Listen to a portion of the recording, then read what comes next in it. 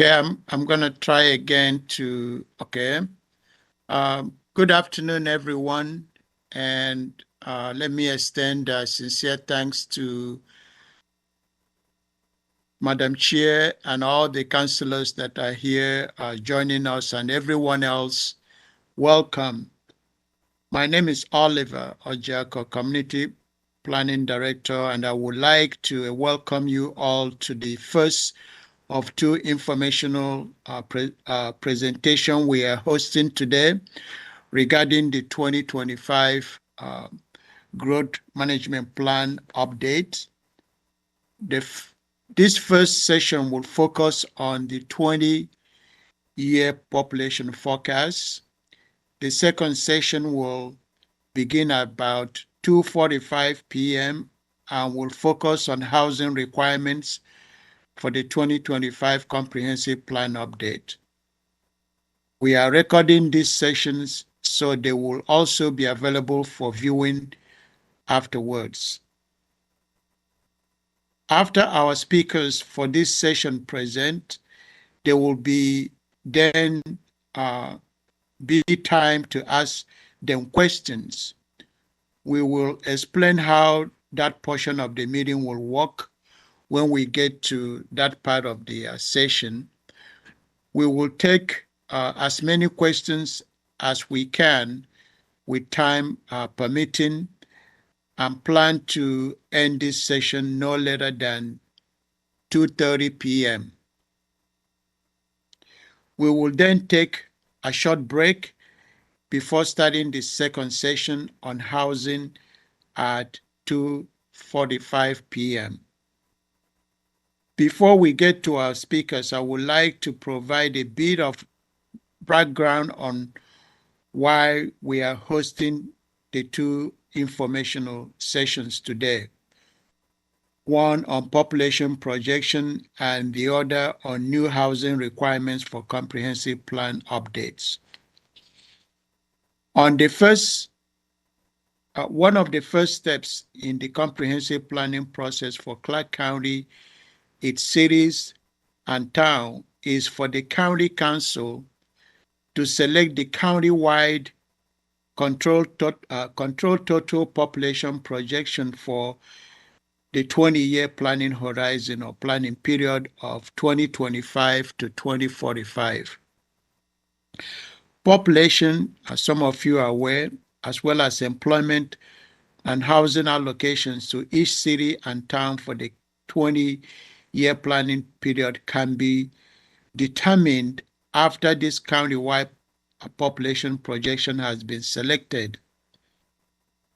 Since selection of the 20-year population projection is key next step in this project, today's first information session is intended to provide background information related to population projections. Our second section today relates to House Bill 1220, which is a new housing-related legislation that requires local jurisdictions comprehensive plan to plan for and accommodate housing affordable to all income levels. Commerce has created guidance for implementation and a tool that ties housing needs to population projections. Now, without further ado, I would like to introduce our first speakers today from the Washington State Office of Financial Management, also known as OFM, who will be speaking about the 2022 population forecast. With us today is Mike Merman. Mike is the state demographer at OFM. Mike leads the team that develops a variety of population estimate, forecasts, and population projection for state planning and fund distribution purposes. With Mike is also Erica Gardner, and Erica is a senior research scientist at OFM. She supports various forecasts and estimate projects within the unit. She also answers Census Bureau data-related questions for the legislature, state agencies, local government, and the public.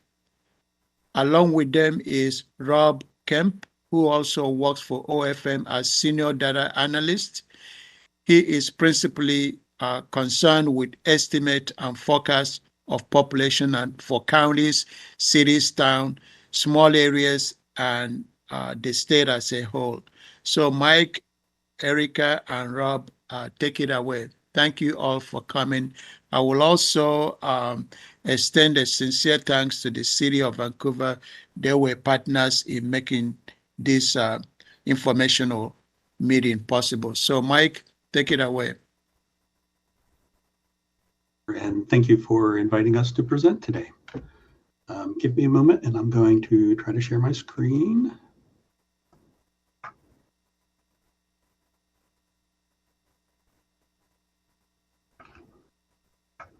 And I believe you can see that. I'm going to switch it to slideshow mode. I hope.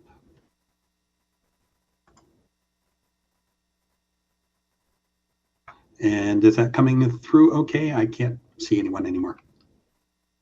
Yes, looks good. Okay, thank you.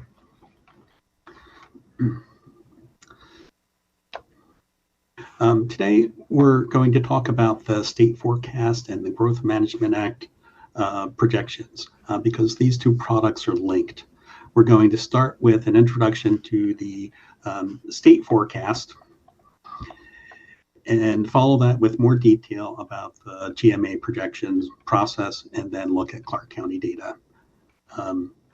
I'm happy to, if you want to stop me to ask questions or use the chat. I know Oliver said we'll wait till the end, and that's great too. I don't always see the chat real well.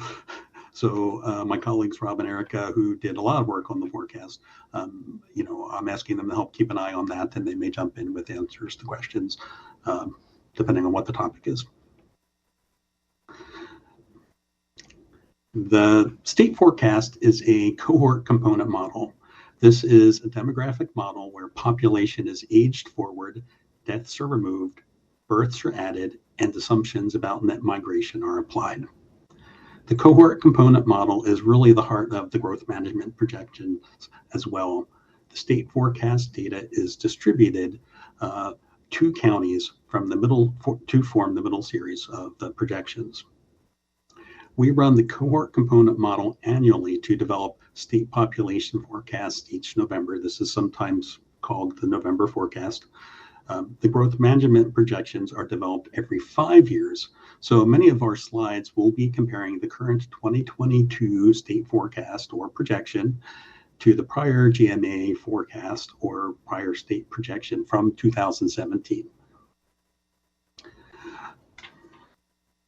So within the model, migration is the hardest to predict component of the forecast. And in Washington, migration may be the most important component.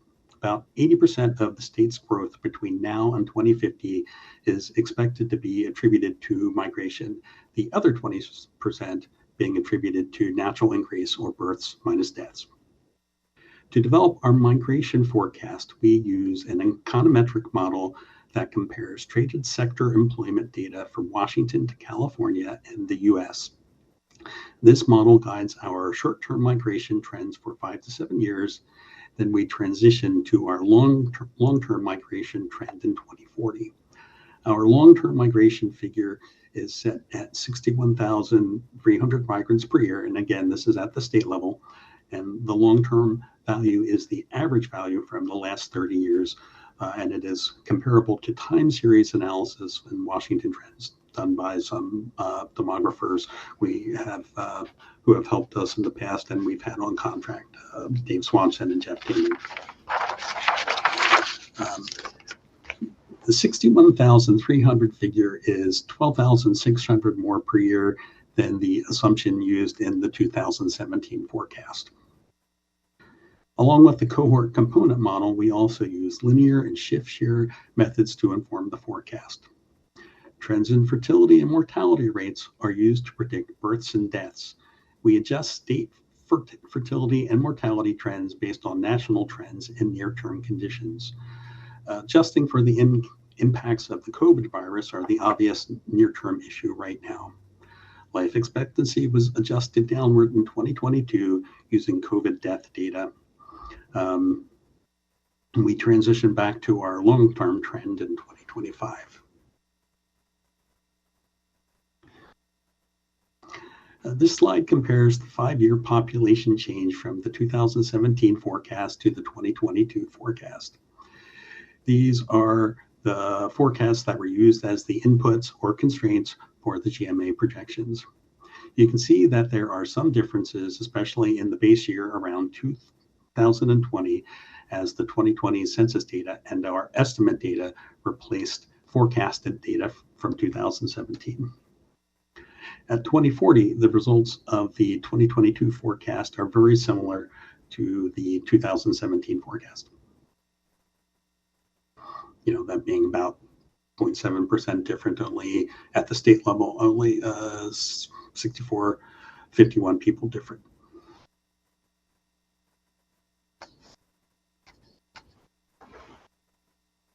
This slide compares the migration assumptions in the current forecast to the 2017 forecast.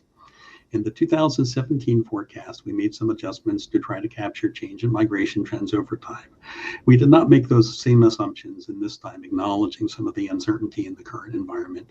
We did transition our econometric model to our long-term projection figure, that's 61,300, to 2040. And as you can see, the line is relatively flat here, reflecting that assumption.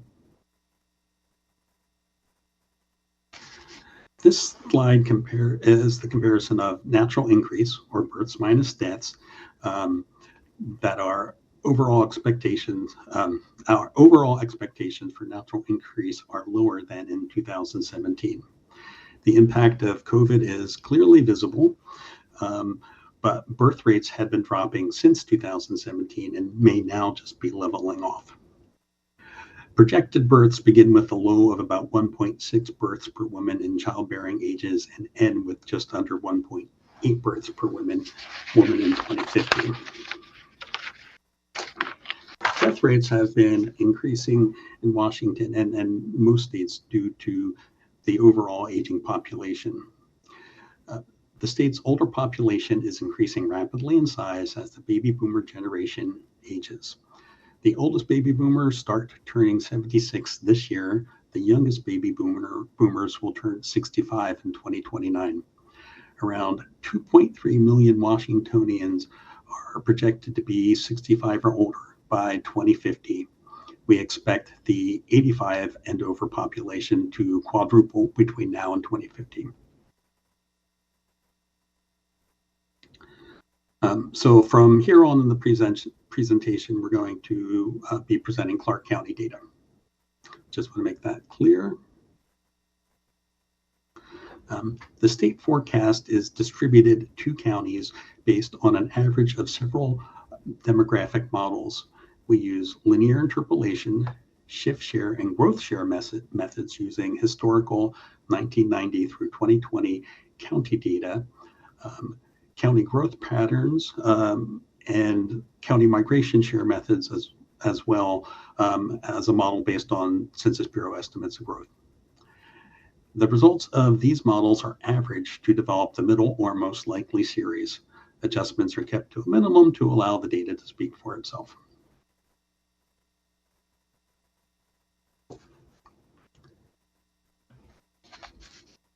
This table compares the results of the 2017 and 2022 GMA projections for Clark County. The difference of 3,911 is the difference between our 2017 middle series projection and the 2020 census value. So the 2022 projections start off with a slightly higher base, and that carries through the forecast, as does our assumptions about fertility, mortality, and migration.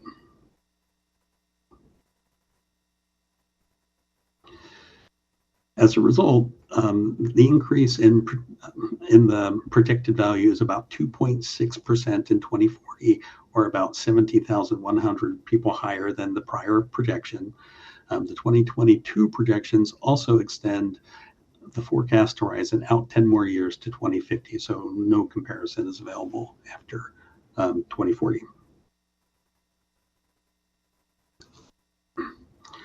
This slide compares the 2017 projections with high and low bands in red to the 2022 projections in blue.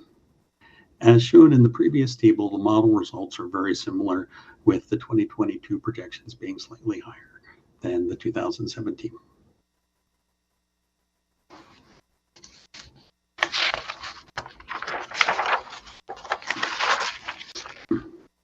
These population pyramids show the age distribution in Clark County by sex from 2020 to 2050.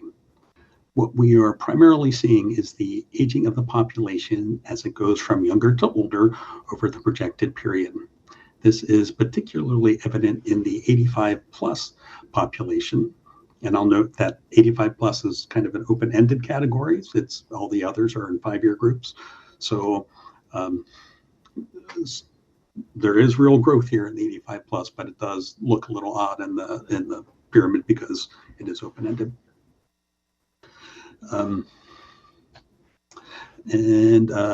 Family age migration in Clark ensures that the population doesn't transition to a solely old distribution, but stays relatively balanced for this level of older growth. Also, fertility keeps up with the growth in the older populations due to migration. In other words, immigrants have children as well, and that is considered in the model. This graph shows Clark County components of change over the projection period. Earlier in the presentation, we showed natural increase, or births minus deaths. In this graph, the components are shown separately. So you can see that we expect natural increase to decrease over time as the number of deaths increase because of our aging population. By the end of the projection series, births and deaths being the dark red line and births being the lighter of the blue line, nearly intersect, showing that we expect natural increase to come to near zero and perhaps even go a little bit below. That is despite the increasing number of projected migrants over time, which is represented by the darker blue line. I hope that's clear.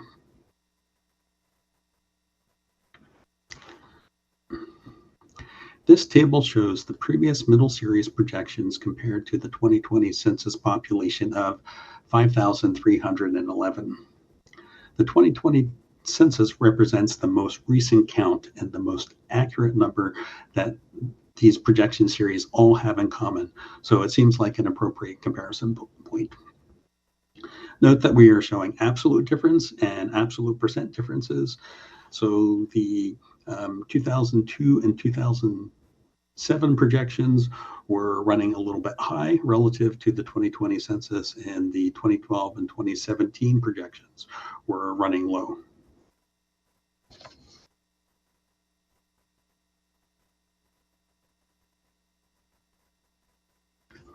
The mean average percent error, the average of these errors is 2.3%, or about average absolute error of about 11,400. The next 4 slides show the historic projections compared to our current estimate series. Note that the decennial census or federal census data used it is used when it becomes available, and most of the estimate data shown have been recalibrated to take into account decennial data as it was released.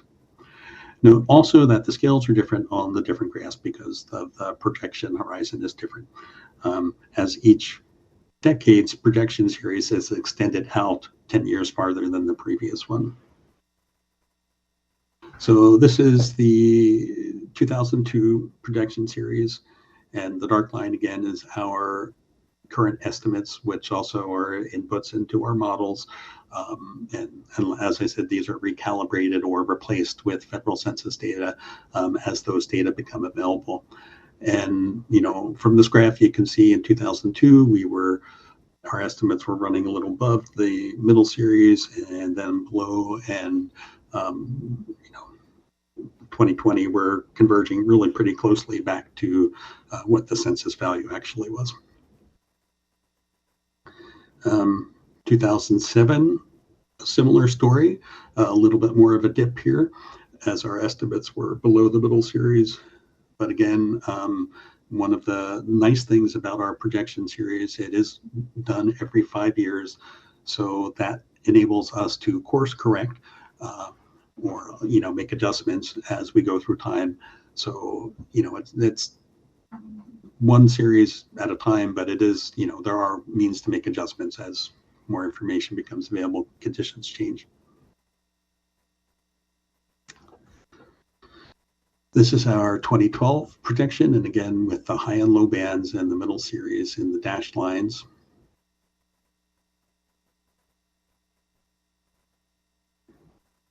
And our 2017 projection, which, arguably only projected a few years until 2020, our kind of comparison point, but, it happened to track very well.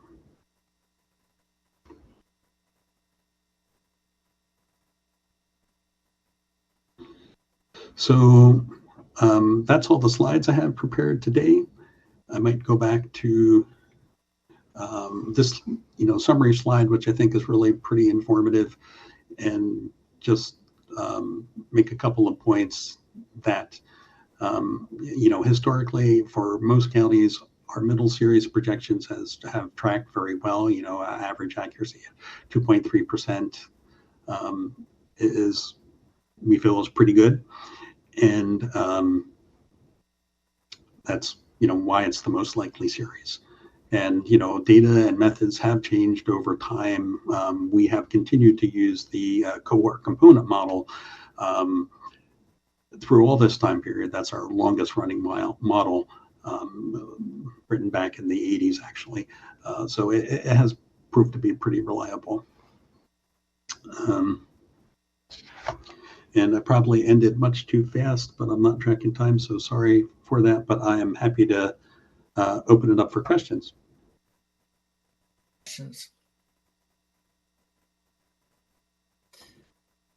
So assuming I can go ahead with my questions. I'm sorry, first of all, for being late. I couldn't log into this meeting with any county device, so I'm on my own personal computer right now. I didn't see a single slide that I understood.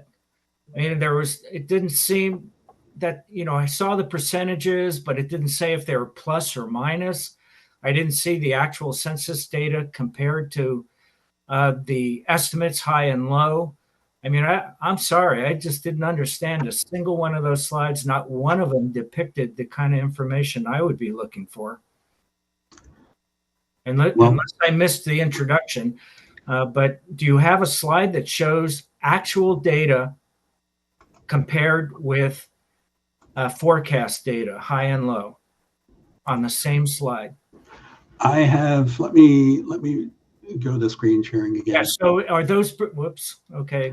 That slide you just put up and went back to, are those percentage points negative or positive? Well, they are absolute, and they are all compared to this value here over in the left-hand margin, the 5,311. That is the 2020 census count. So this 509,876 in 2002, that is what we projected for 2020. It's a difference of 6,556 or 1.3% different. Okay, so it was 1.3% below the actual forecast. We were 1.3% high because our projection was 509. So the same thing for 2007, we were a little bit higher actually at 513,000, close, 9,600 high. And is that for the median, or Yes, is that with a high or low projection? These are all the medium series. I'm sorry, did you say median? Yes, these are all for the medium series. Okay, so do you have the same slide for the high and for the low? I do not. I have the graphs, and we can get that information and share it with you. Happy to do that, but I didn't prepare that today. Okay. Thank you, Madam Chair.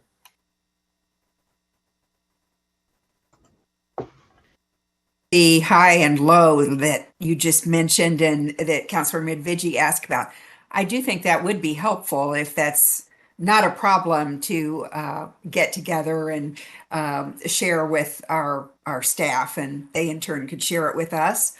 That'd be informative. Sure. The data, this is all data that's available on our website, but we're happy to put it together for you. Oh, is it put together in terms of the high and the low as well? It's all by release. So it does take a little bit of time to pull the various data sources and pull them together. Well, I'm happy to do that for you. So I would suggest you wait for us to do it, but it is publicly available data if you don't want to wait. Okay, thank you. The middle series has proved to be, like I said, the most likely, but we'll get you the data so you can see the difference in figures.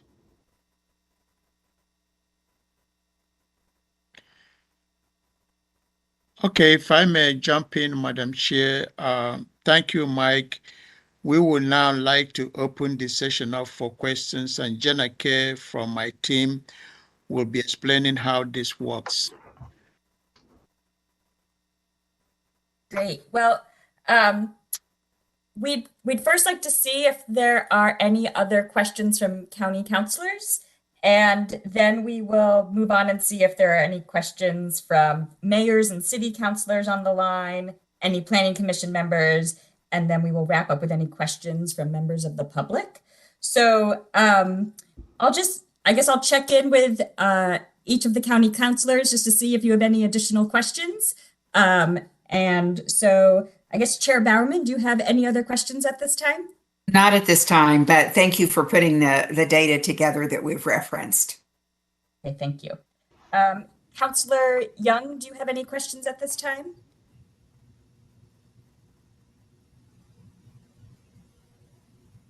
Not at this time, thank you. Thank you. Councilor Belcott? I think both Chair Bowerman and Councilor Medvigi covered it. Thank you. Thank you. Councilor Medvigi, any other questions? Those that I already expressed. Thank you. And Councilor Marshall? Yes, I have a question. Just looking at our history with comprehensive planning, in previous years, have we always gone with the middle projection when we've made our assumptions about growth? I may, beginning with 1994, and I believe Mike, Eric, or Rob will chime in. In 1994, OFM only provides one number, and that was the medium.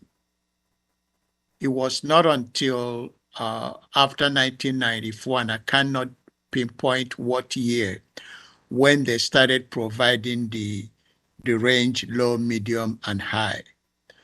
And I believe in 2004, they provided us low, medium, and high. I believe the council or the commissioners at the time, I believe they chose the OFM medium, but I have to go back and check. I believe that the issue paper 1 that we provided to council, if you look at page 6 of 5, forget the fact that it says 6 of 5, it should have been 6 of 6. If you look at that issue paper 1 and look at page 6 of 5, you will see the numbers that the OFM low, medium, and high, and the numbers that the county chose. You will see how close those numbers are to the medium. It was until 2007 that the number that the councillors or commissioners chose at the time was a little bit higher than the OFM medium. It was between the medium and the high. In the 2016 plan update, the commissioners or councillors at the time chose the OFM medium, but a little adjusted that to be between the OFM medium and the high, but by less than 5,000 or so in terms of difference. The number that they chose in the 2016 was a little bit higher than the OFM medium. But relatively speaking, they have tried to stay within the OFM medium. And in some cases, like I said, in 2007, that was a number between the medium and the high. We did provide those numbers and ranges in the issue paper 1, I believe, on page 6 of 5. So we can provide that additional information when we have the work session with council coming up on April 5th. Great. Thank you. You're That's all. welcome. And Madam Chair, if I could just ask Oliver directly, because so here was the gist or gravamen of the questions I was asking. You know, we see the percentages and it's relatively close in the medium range, but are the high and low estimates provided to us more or less accurate? Because obviously I would like to select the most accurate and when we get to that decision point. So that was the reason for my question, just to see, to compare whether the high or the low did better than the median percentage-wise. Yeah, we can try to do that. And Mike have volunteered also, Mike Moorman at OFM, and your staff will work closely with them to provide that information.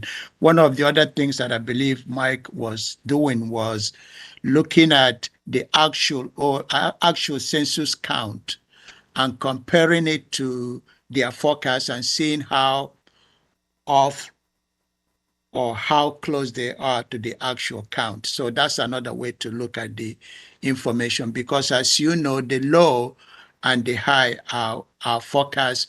The middle is also a forecast, but you, in either of those range, you want to see and compare the actual count to what they are forecasting. So I think the census in terms of actual count will also give you an idea of how close they are in terms of their forecast. I don't think that the actual census count has come closer to the OFM high, or in some cases, the OFM low series is not even close to the actual count. So that's another way to look at it. But if you look at the actual census count, remember, as Mike indicated, their forecast is done every 5 years and the census is every 10 years. But when it comes closer to the, for example, they did this forecast in 2022 and then adjusted with the 2020 census count. So that's the best comparison that one can provide by looking at actual count and their forecast and seeing how close they are. And Oliver, just one more question, if I may. Are the population forecasts going to be made available? Maybe they're right here before us now, I don't know. Also, with the breakdown of demographics, and the demographics being perhaps the data that would lead us to be able to make some good assumptions about affordable housing and so on. I think that I believe Mike have that information, and I'm not sure, Mike, correct me if I'm wrong. I believe that the demographic in terms of age group and all of that, you showed that earlier, but I'm not sure whether the census data is complete yet. But Mike, chime in if you can. So the detailed demographic data from the 2020 census is the most, more detailed data will be available on May 25th. The Census Bureau just announced that. So the data we've used in these models, some of it is from 2010 and some of it is from the redistricting data, which includes population over under 18, and it's also been adjusted for Census Bureau estimates. So it is unfortunate the data releases have been late, but we put the best data we can into our models. Okay, thank you. And Erica was kind enough while we were talking to calculate the difference from the high series and the low series for 2017. So that would be, comparable to this middle series number down here. So I'll just share that out, and hopefully won't put Erica on the spot, but thank you for doing that, Erica. But the high series was high by 46,653, and the low series was off by 30,738. But like I said, I apologize for not getting you that sort of information you're looking for, but we'll get that in a table to you and get it to Oliver so he can distribute it to you if that's, or if there's a more appropriate way to get it to you, we'll get it to you. Super. Thanks for that, Mike, on the fly. I appreciate it. Okay, continue, Jenna. Thank you, councillors. Councillors, we're going to move on to others for questions, but if you think of another question, please feel free to chime in and we'll come back to you. Next, we'll go to mayors and city councilors. If you have a question, you can raise your hand to let us know. I'll just quickly review how to raise your virtual hand. So if you are using WebEx on a computer, tablet, or smartphone, if you'd like to ask a question, please raise your virtual hand. There are instructions up on the screen now. Typically, that hand icon is located towards the bottom of your screen, but you may need to click on an icon that looks like a circle with 3 dots in it in order to find the raise hand option. If you are on the telephone just using audio, please dial *3 on your phone's number panel to raise your hand. Staff will be able to see hands once they are raised and will request to unmute you one at a time. So now is the time, if you are a mayor or city councilor, to raise your hand if you have a question for our presenters.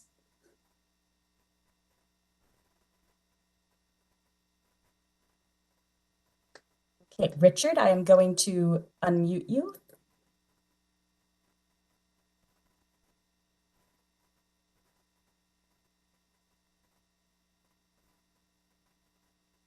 Go ahead, Richard. One question. Could you give us some sense, members of the public, of what the implications are of your forecast being too high or too low? I realize that we're talking relatively small percentages, a couple of percentage points, but given the size of the population and the growth, what are the implications of being high or low to Clark County?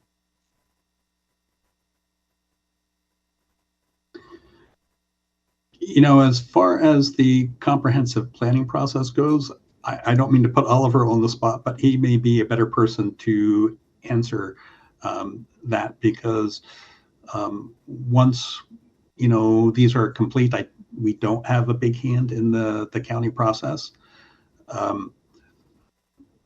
For other products, the forecasts are used by the State Caseload Forecast Council and others doing forecasting and projection work. So, they do have implications around what's going to be planned for and what the budgets might be for different programs. And again, these are public, so I know based off of questions that consultants and other planners will look at our figures and use them as well in their local work. But the county specific stuff, I don't think I'm the appropriate person to answer that. Thank you, Mike. And the only thing I will add is that for planning purposes, if you choose a number that is low, it's likely that you will be on the preparing your capital facilities plan to support that. And if you pick a number that is high, the same will be true, whereby you may not be able to afford whether it's road the infrastructure to support that. So whether you will pick a high or a low number, both has implications for your ability to support the plan one way or the other. You don't want to over plan for services that may not materialize. So that's the quick response to your question. And there may be other factors that I'm not just remembering right away, but that's the quick one that I may just put out for you. And there will be additional in-depth presentation on population when we have the work session with council on April 5th, and then at their hearing on the 18th, which I will be announcing later. But that is a quick response to the implications of picking a lower number or picking a number that is off the chart.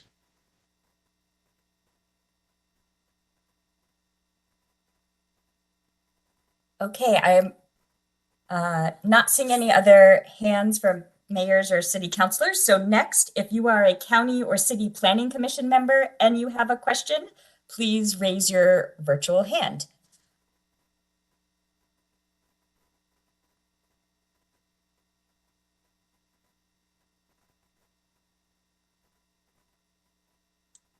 Not seeing any hands at the moment. So next I will go to members of the public. If you have a question, please raise your virtual hand and we will unmute you. Okay, Eric Galimo, I am going to request to unmute you.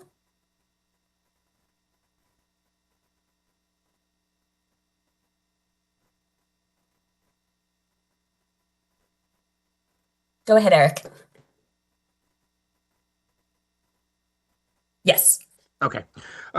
So in the information that we reviewed, I didn't see anything comparable to kind of what we adopted in the last comp plan. So last time we looked at these population projections, we adopted the median, which was 1.12% year-over-year average growth. I was looking for a number like that in the information that was presented, and I didn't really see that. I saw what we were off, but I didn't see what that recommendation is going to be, what that median is going to be for the next comprehensive plan cycle. And I know last time we adopted the 1.12, and when we were checking what the actual was, we were closer to 2% in most of that time frame. So we underestimated it last time. Do we have something comparable to that number that is available currently, or are we still waiting for that to come out?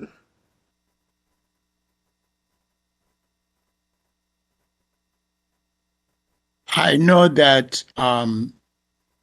we will have what the each of the ranges growth rate, whether you compounded it, however you do that, we will be able to present that information at the work session.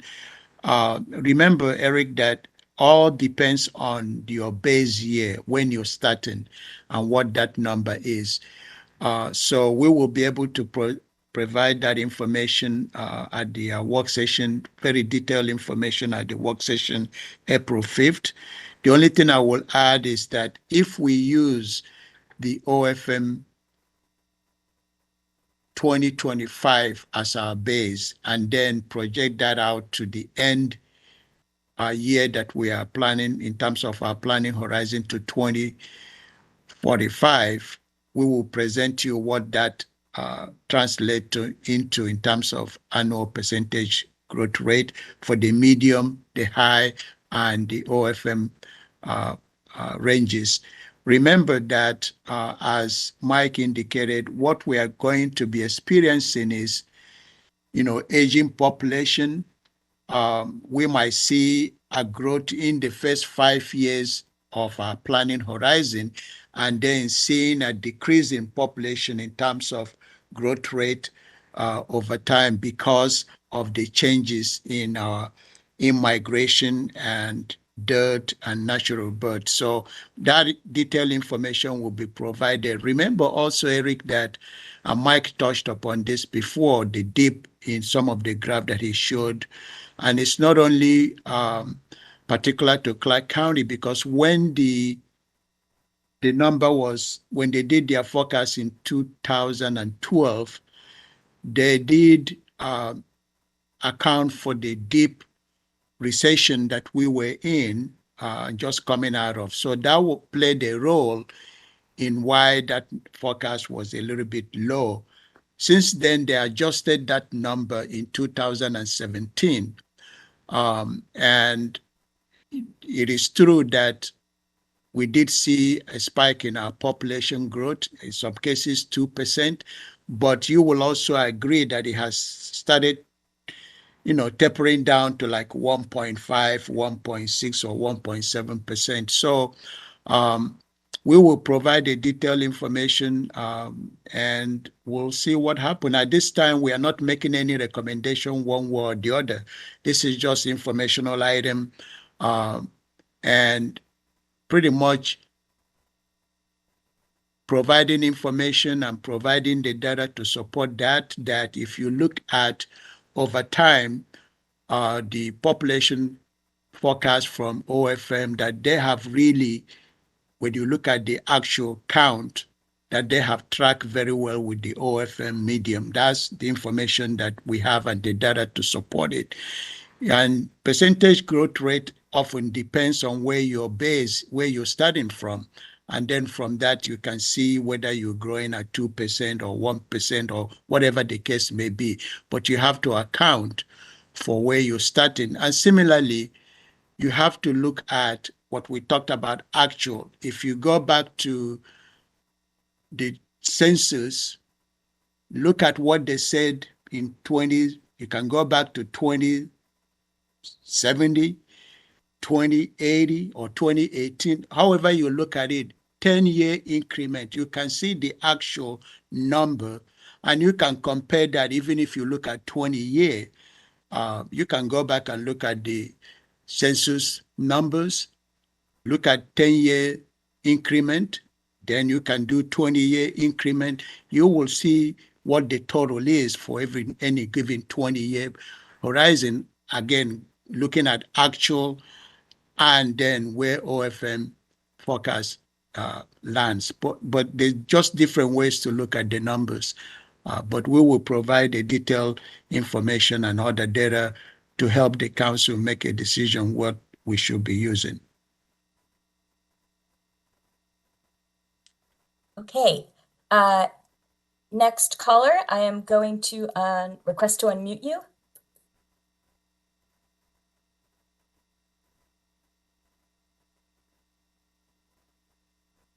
Thank you. Kimberly Goheen Elbin, live citizen of Clark County.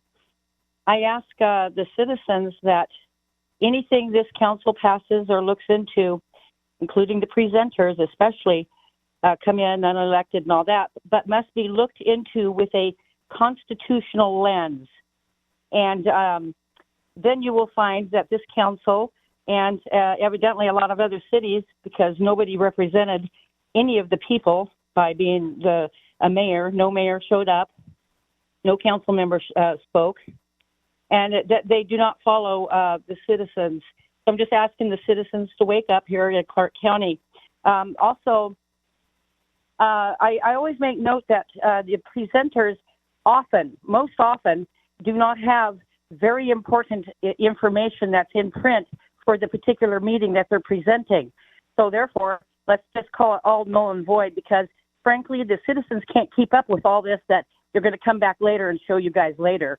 Well, we want to see it right now. And that's not fair and it's not right. It should be brought up that when it is brought up, that this was back in a meeting that we did not present to the people, but here it is again, to the people, the citizens. There was another glitch on your website. For example, normally we push in 11 numbers after the phone call. This time it was only 8, so people just get, just scrambled on that. I'll ask the presenter to also answer this question.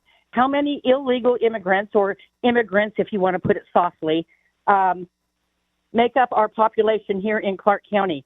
I want it to know now in today's answer. I want it now and then predicted with respect to your model presentation, which your model presentation was quoted by somebody at minute 2 hours, 9 minutes as a product. So this is a product of what, citizens? A product of socialism to take the world, have it a one world order, everybody's equal, and then to depopulate also. The Clark County Board of Health knows about that. This council is one and the same. A few council members, I want that answer to that, the illegal immigrants. A few council members here also attended last night's State of the City for Vancouver. This meeting was to be a community forum, yet 4 weeks ago, an unheard of agenda was put out to RSVP. The normal citizen had no clue that they needed to RSVP. As God has it, long story short, he allowed me to go in because I did try to RSVP, knowing that I needed to speak 3 minutes of anything I wanted to say. Well, they all turned it around to your socialist thing that this council speaks about and will do to the citizens if they do not stand up in assembly, as our forefathers said to do, when it becomes too big. You don't want to hear about the people, but I want 100 people in there every meeting that you have to make sure we're looking through that constitutional lens. I'm really upset that my mayor and other mayors in the county did not talk today. But okay, thank you, council- Kimberly. Let's give others opportunity to ask questions. Thank you.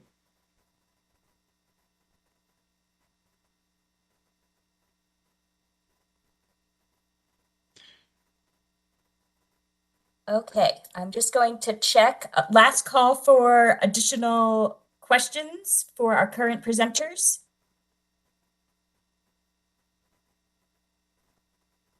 Okay, Oliver, I do not see any other hands up at this time. So back to you. Okay, we still have some time. We were going to take continue this question and answers until about 2:30, and then we'll take a break and come back to the second session. So if there are no questions of our presenters today, I would like to thank them for joining us for this informational session.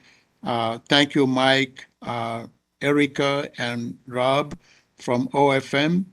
If there are no other questions, please, we have here that we are going to have a work session with council on April 5th at 9 a.m.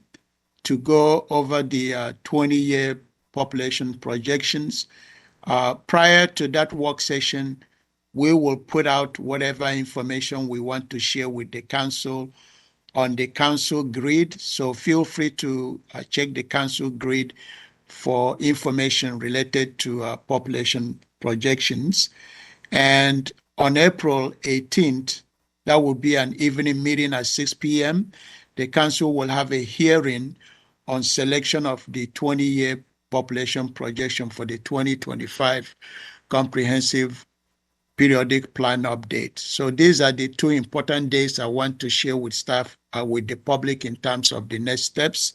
So we can take a 5 minutes break and maybe come back and start early on our second session, which I'm sure is going to see you're going to see the relationship between the population projection and the housing unit we have to plan for. So let's take a 5 minutes break and we will come back for the next session.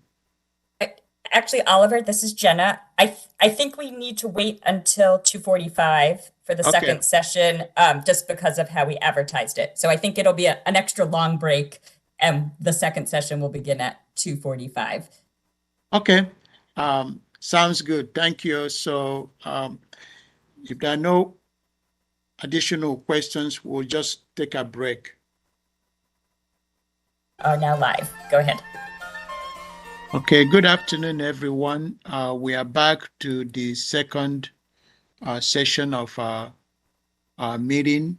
Before we get started and before I turn it over to Kathleen, the county manager, I would like to call on Mike Mormon from OFM just to briefly define to us and to the listeners what we mean by the middle number, and also touch about the difficulties there is to counting non-citizens through the census, because there's no other way to capture that information. So Mike, I'll just have you kind of define the medium number or series for us and answer one of the last issue that the last caller raised. So Mike, please. Sure, Oliver. The middle series is what we call our most likely series, and that is, if you want to talk of it around the best guess, that is our best, most likely, most accurate number that we can produce. Okay. So that's our favorite. Capturing information on illegal immigrants and immigrants in general is particularly difficult. That's what the Census Bureau refers to as a hard to count population. So there may be some information on non-citizens and some statistics available from other agencies like the Census Bureau. And we'll look into what we can provide for you for those. But it is not a number that we track on I don't have that number at my fingertips. That's not something what the caller requested. It's not something I have. Okay, thank you, Mike. And with that, we can start our second session. So I'll turn it over to the county manager. Take it away, Kathleen. Thank you. Thank you, Oliver. So good afternoon. My name is Kathleen Otto, and I'm the county manager here for Clark County. I would like to welcome you all to the second of two informational presentations we are hosting today regarding the 2025 Comprehensive Growth Management Plan update. This session is about new housing requirements for comprehensive plans. We are recording the session, so it will be also available for viewing afterwards. After our speakers for this session present, there will be some time at the end to ask questions. We will explain how that portion of the meeting will work when we get to that part of the session. We will take as many questions as we have time for, with the plan to end the session no later than 4:30. Before we go to our speakers, I would like to provide a bit of a background on why we're hosting two information sessions today, one on population projections and the other on new housing requirements for comprehensive plans. One of the next steps in the comprehensive planning process for Clark County, its cities and towns, is for the County Council to select the countywide population projection for the 20-year planning period of 2025 to 2024. Population, employment, and housing allocations to each city and town for the 20-year planning period can be determined after this countywide population projection has been selected. Since selection of the 20-year population projection is a key next step in this project, today's first information session provided background information related to that topic. Our second session today relates to House Bill 1220, which is new housing-related legislation that impacts how local jurisdictions' comprehensive plans will need to accommodate housing for all income levels based on population projections. Now I have the pleasure to introduce our speakers today from the Washington State Department of Commerce. Laura Hodgson is a senior planner in the Growth Management Services Unit at the Washington State Department of Commerce. Laura currently manages development of guidance for the updated housing element requirements as a result of House Bill 1220, and will be providing technical assistance to jurisdictions as they update their housing elements over the next 5 years. Catherine McCoy is a senior planner for the Washington State Department of Commerce. As a regional planner in Growth Management Services, she provides technical assistance to jurisdictions in Southwest Washington on permitting, urban design, and form-based codes. Ann Fritzl is the Housing Programs Manager with Growth Management Services at the Department of Commerce. She oversees the development of guidance for communities when developing housing elements under the Growth Management Act and implementing them in local developmental regulations. In addition, Ann oversees multiple housing grant programs and the state's multifamily tax exemption program. And finally, Dave Anderson serves as the Managing Director for the Growth Management Services Unit at the Washington State Department of Commerce. He has been with Commerce since 2001. At this time, it is my pleasure to hand this presentation over to Laura, Catherine, Ann, and Dave. Thank you.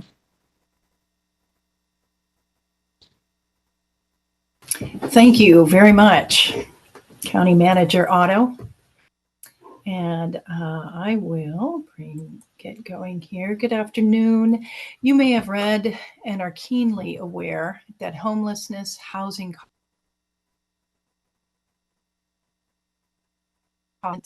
and the overall cost of living are skyrocketing across the state. Based on census data and the Office of Financial Management's population projections, Commerce has found that 1 million more homes will be needed by 2024. And in a recent statewide survey published by the Puget Sound Regional Council and the Department of Commerce, 4 times more people rated the cost of housing as a top issue compared to traffic and transportation.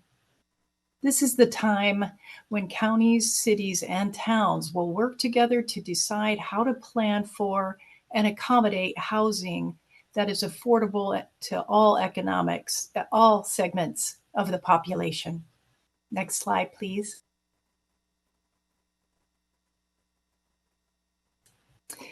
As Manager Otto mentioned, I'm Catherine McCoy. I'm a senior planner and your regional planner with the Growth Management Program at the Department of Commerce. I am also joined by my colleagues, Laura Hodgson, Ann Fritzl, and Dave Anderson, Managing Director of the Growth Management Program, is also with us today, as earlier mentioned. We are happy to be here on behalf of the Department of Commerce. Our mission is to strengthen communities so all residents can thrive and prosper. You're probably most familiar with commerce via the lens of growth management planning. And yet the Department of Commerce touches every aspect of community and economic development, planning, infrastructure, energy, public facilities, housing, public safety and crime victims, international trade, business services, and much more. We have hundreds of programs, services, and funding opportunities, any one of which may be just right for your needs. Next slide, please. Today, we'll begin with a high-level overview of the Growth Management Act and the ongoing Comprehensive Plan Periodic Update. Laura Hodgson will discuss the finer details of House Bill 1220 housing requirements, including the tools we've developed to help jurisdictions project housing needs by income bracket, including emergency housing and permanent supportive housing. Also part of HB 1220 is the requirement that jurisdictions examine and address local policies and regulations that result in racially disparate impacts, displacement, and exclusion in housing. And towards the end of the presentation, we'll be right alongside you with a number of resources to assist in your work. Next slide, please. The Growth Management Act is a series of Washington state statutes developed to address ways to accommodate growth, beginning in 1990. The GMA requires review and revision, if necessary, of comprehensive plan and development regulations every 10 years. The first step will be a detailed review of your existing comprehensive plan and development regulations, including your critical areas and resource lands. Ensuring consistency with the GMA includes several factors. First of all, a consideration of updated population projections. Next, a careful look at amendments to GMA statutes. Growth Management Hearings Board and court interpretations of Growth Management Act regulations, and changes in your own communities and best available science. Clark County and its cities are required to update their comprehensive plans by June 30th, 2025. Next slide to Laura Hodgson. Hello, everyone. Thank you for having us here today.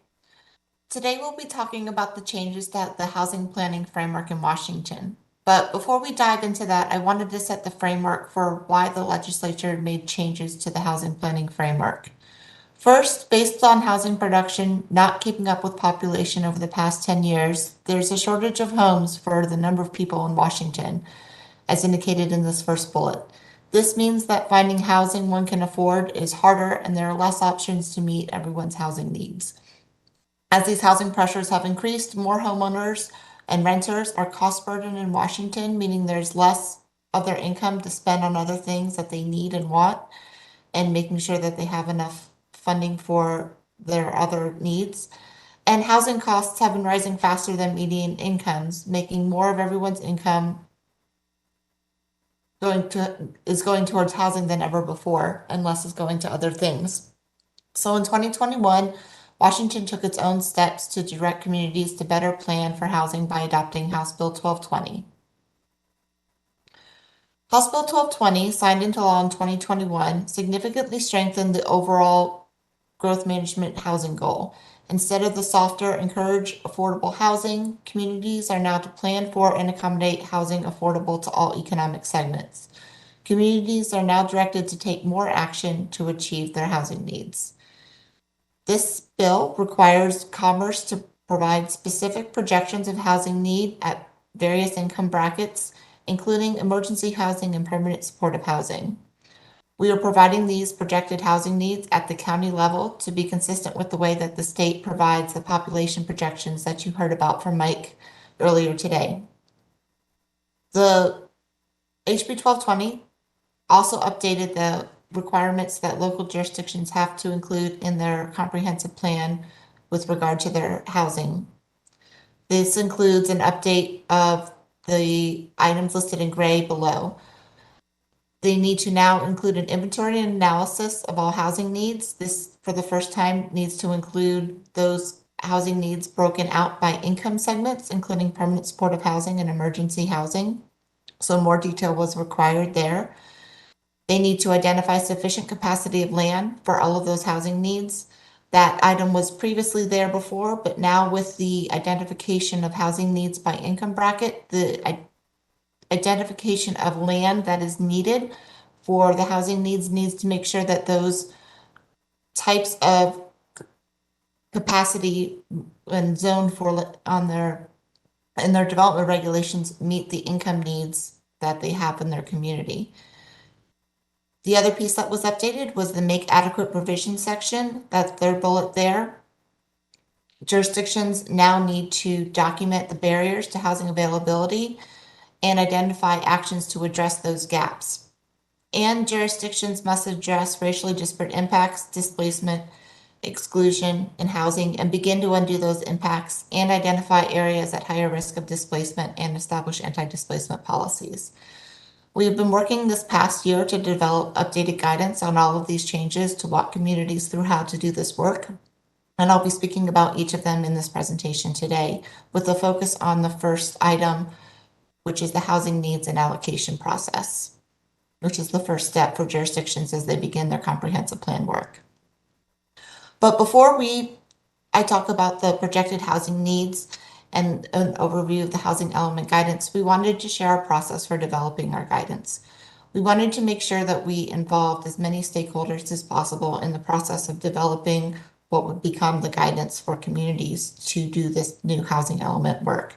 So we developed 2 advisory committees of stakeholders, one for each portion of the project. So one for the projected housing needs work, which is the first 3 bullets in gray on the previous slide, and one for the racially disparate impacts, which was the last gray bullet on the previous slide. We also held focus groups throughout the state to understand what the housing needs were for permanent supportive housing and emergency housing needs, as well as how communities and members of the public thought it was best to divide up lower income housing needs and determine where those go within communities. That helped to develop some of our guidance. We also worked closely with stakeholders and interviewed experts who understood the data that we were using in our work. And then after we developed the guidance through all of those processes mentioned before, We held 30-day public comment sessions on all of our guidance material. We're now finalizing all of that material now, and one last piece that we also got input on was through an open house on racially disparate impacts. That was a new topic that most people hadn't heard of before, so we wanted to make sure that we got extra input on that topic before we finalized our guidance. As mentioned before, the projected housing needs were developed at the countywide level, similar to the way that projections for population are developed by the state. The projections will be divided into the income bands that are shown on the right-hand side of the screen and include emergency housing and shelters and permanent supportive housing, which are part of the lowest income bands. For reference, permanent supportive housing is housing with support services for those who may be disabled or need extra support in their day-to-day living functions. And this was a specific call out that the legislature asked us to do in determining housing needs. In addition to providing these numbers at the countywide level, because that's the way population is currently divided and projected for counties, we also did this because counties and their cities know best what land use and infrastructure capacity they have, where transit and other services exist or are planned, and where growth can be accommodated. So we felt it was best to develop them at a county level, provide guidance for how to divide them up, and allow cities and towns and counties to decide where growth should go in their communities. So we've worked hard to develop these housing needs projections in a model that reflects future housing needs. The projections of housing needs were developed with the best available data, including the latest Office of Financial Management population projections. We provide a range of housing needs for the whole range of OFM population projections that are possible, because counties can choose any of the population projections from OFM. They can choose low, they can choose medium, they can choose high, or they can choose somewhere in between. So we developed it based on that full range, as well as the latest census data for inputs that is customized for each county. The projections also account for future household sizes. As Mike mentioned, there are trends in our housing, in our households where more households are aging over time. Our baby boomer population is growing, and the amount of population that is in the higher age groups is increasing, which will end up having an impact on our overall household size. And because the household sizes are decreasing in the future, we accounted for that in our projections. We also accounted for a healthy vacancy rate, which allows people to move into housing that they need and remove second homes, which are not providing permanent housing. To develop projections for emergency housing needs, focus groups were held to get input on who is not captured in existing data and what is driving trends in homelessness. Our projection model uses baseline homelessness from best available homelessness data, accounting for undercounts, and predicts future need for emergency housing and permanent supportive housing based on additional people likely to become homeless or need permanent supportive housing in the future based on county-specific data. After developing the total projected housing needs, the next step was to divide up those housing needs into income brackets, as the legislature asked us to do. This graphic shows the components of how we calculated needs by income level. Our methodology distributed projected housing needs by income level is designed to address both baseline unmet housing needs as well as projected additional housing needs to accommodate population growth. As I mentioned, over the past 10 years, we've not been producing enough housing as we've needed, and that shows up in the fact that we have higher prices for housing right now. So our methodology includes accounting for that underproduction of housing to make sure we have enough in the future. So the first step to projecting housing needs by income is estimating the number of new units needed to address the baseline unmet housing needs. A good measure of unmet housing needs is housing cost burden. A cost burden household is spending more than 30% of their income on housing costs. This is a federal standard that's used throughout the United States. And each cost burden household is an indicator of an undersupply of housing affordable at that household's income level. It means they probably can't find a house that they can afford within 30%, paying no more than 30% of their income. So the model determines how much housing is needed to eliminate the cost burdening for renters.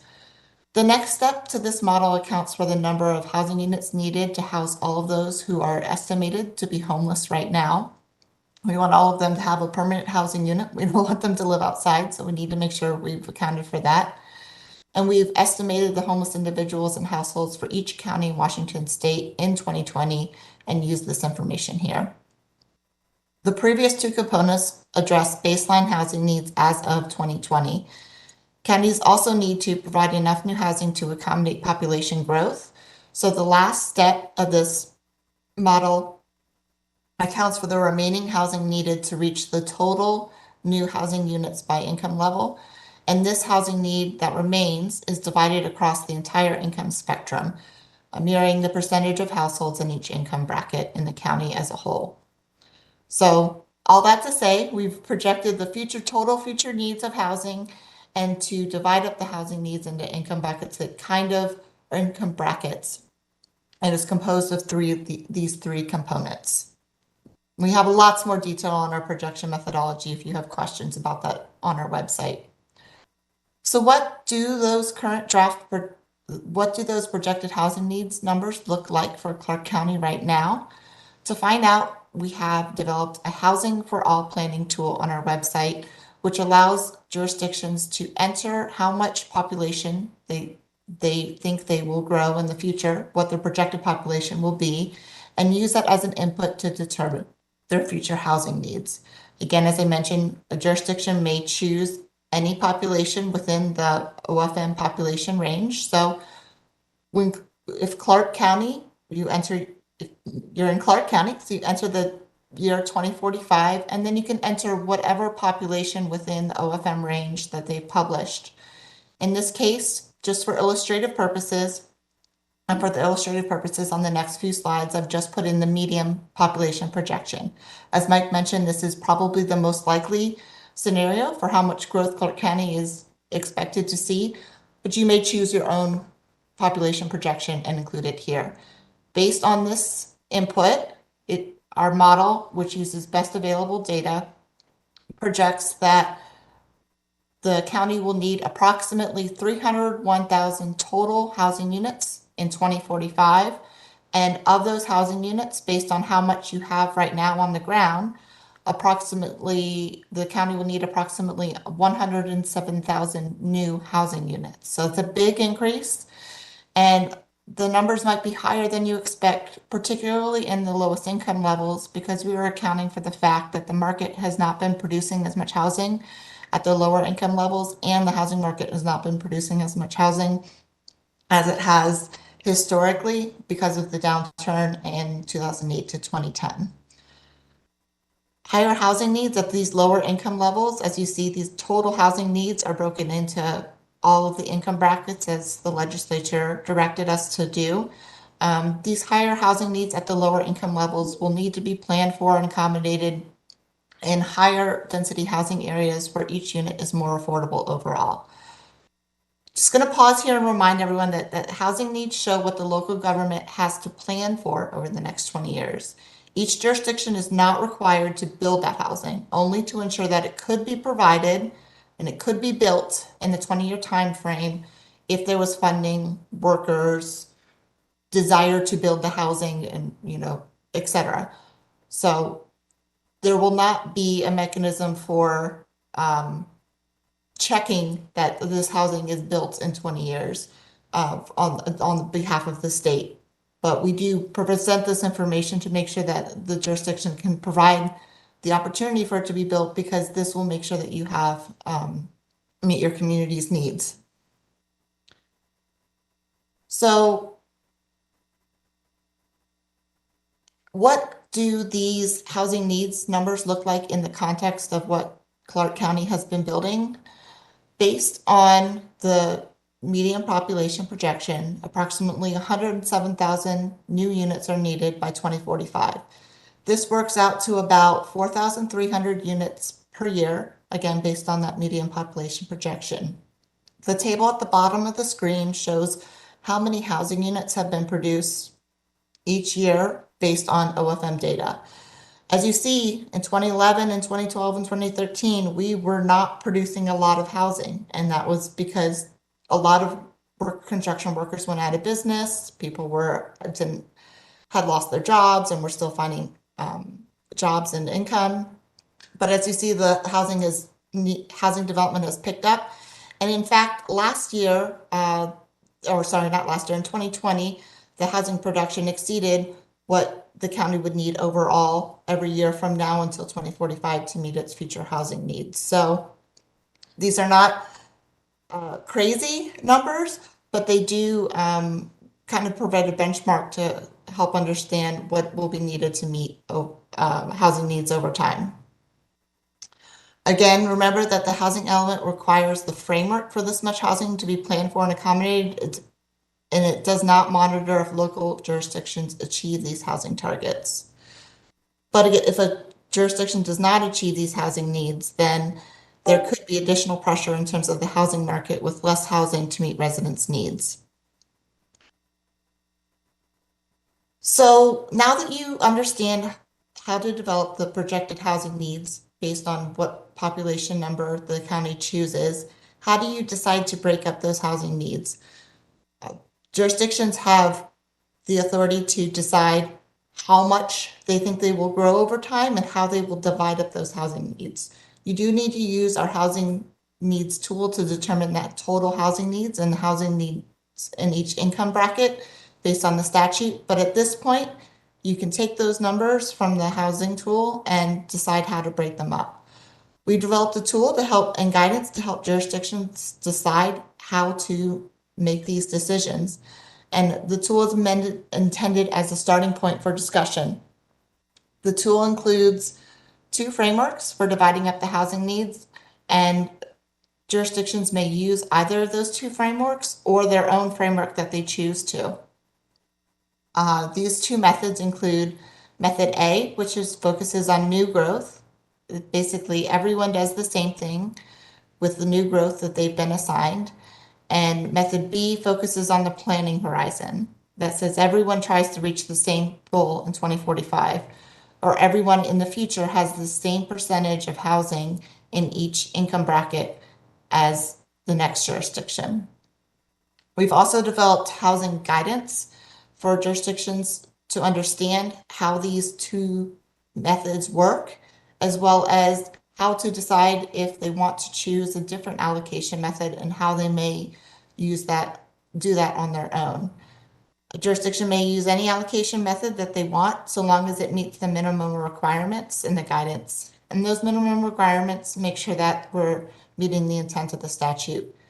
One of those minimum requirements, for example, says that all of the housing needs for all of the cities in the county add up to the total provided for the county as a whole, and that every jurisdiction needs to document their housing needs that come out of this allocation process in their comprehensive plan.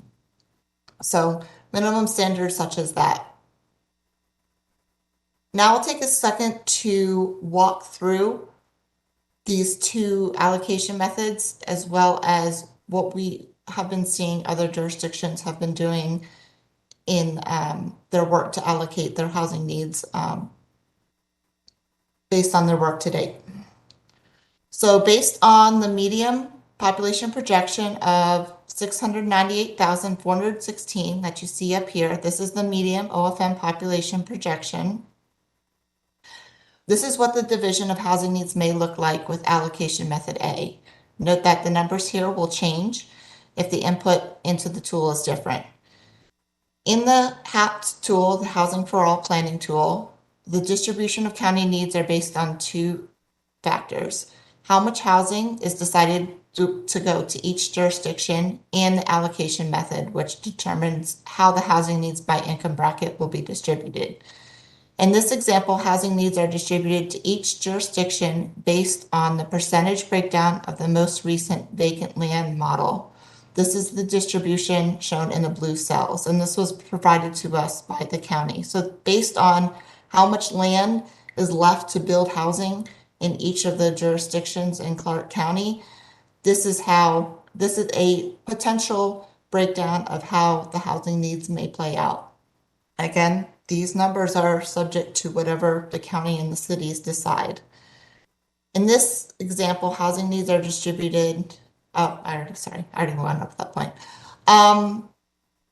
Based on these input factors, the total housing needs divided up based on every jurisdiction receiving the same percentage of housing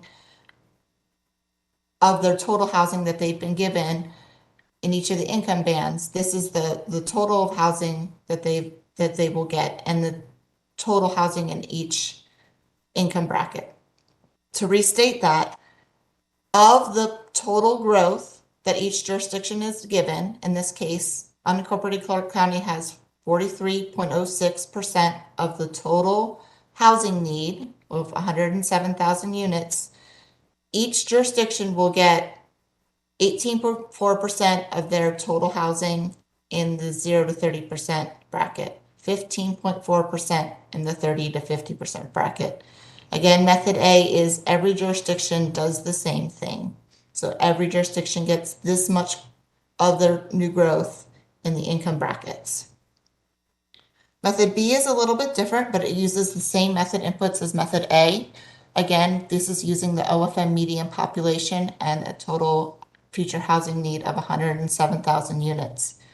Here, the same shares of housing growth are going to each jurisdiction as method A, as you see here in the blue box. But what changes is how the housing needs in each jurisdiction is distributed among the different income brackets. For example, you will see here the distribution of new housing for unincorporated Clark County changes. This number is a little bit different. In method B, each jurisdiction tries to get to the same place. So in each jurisdiction, the percentage of housing in each income bracket is the same in the future year, in 2045, of their total housing. Everybody has this percentage of housing in each of the income brackets.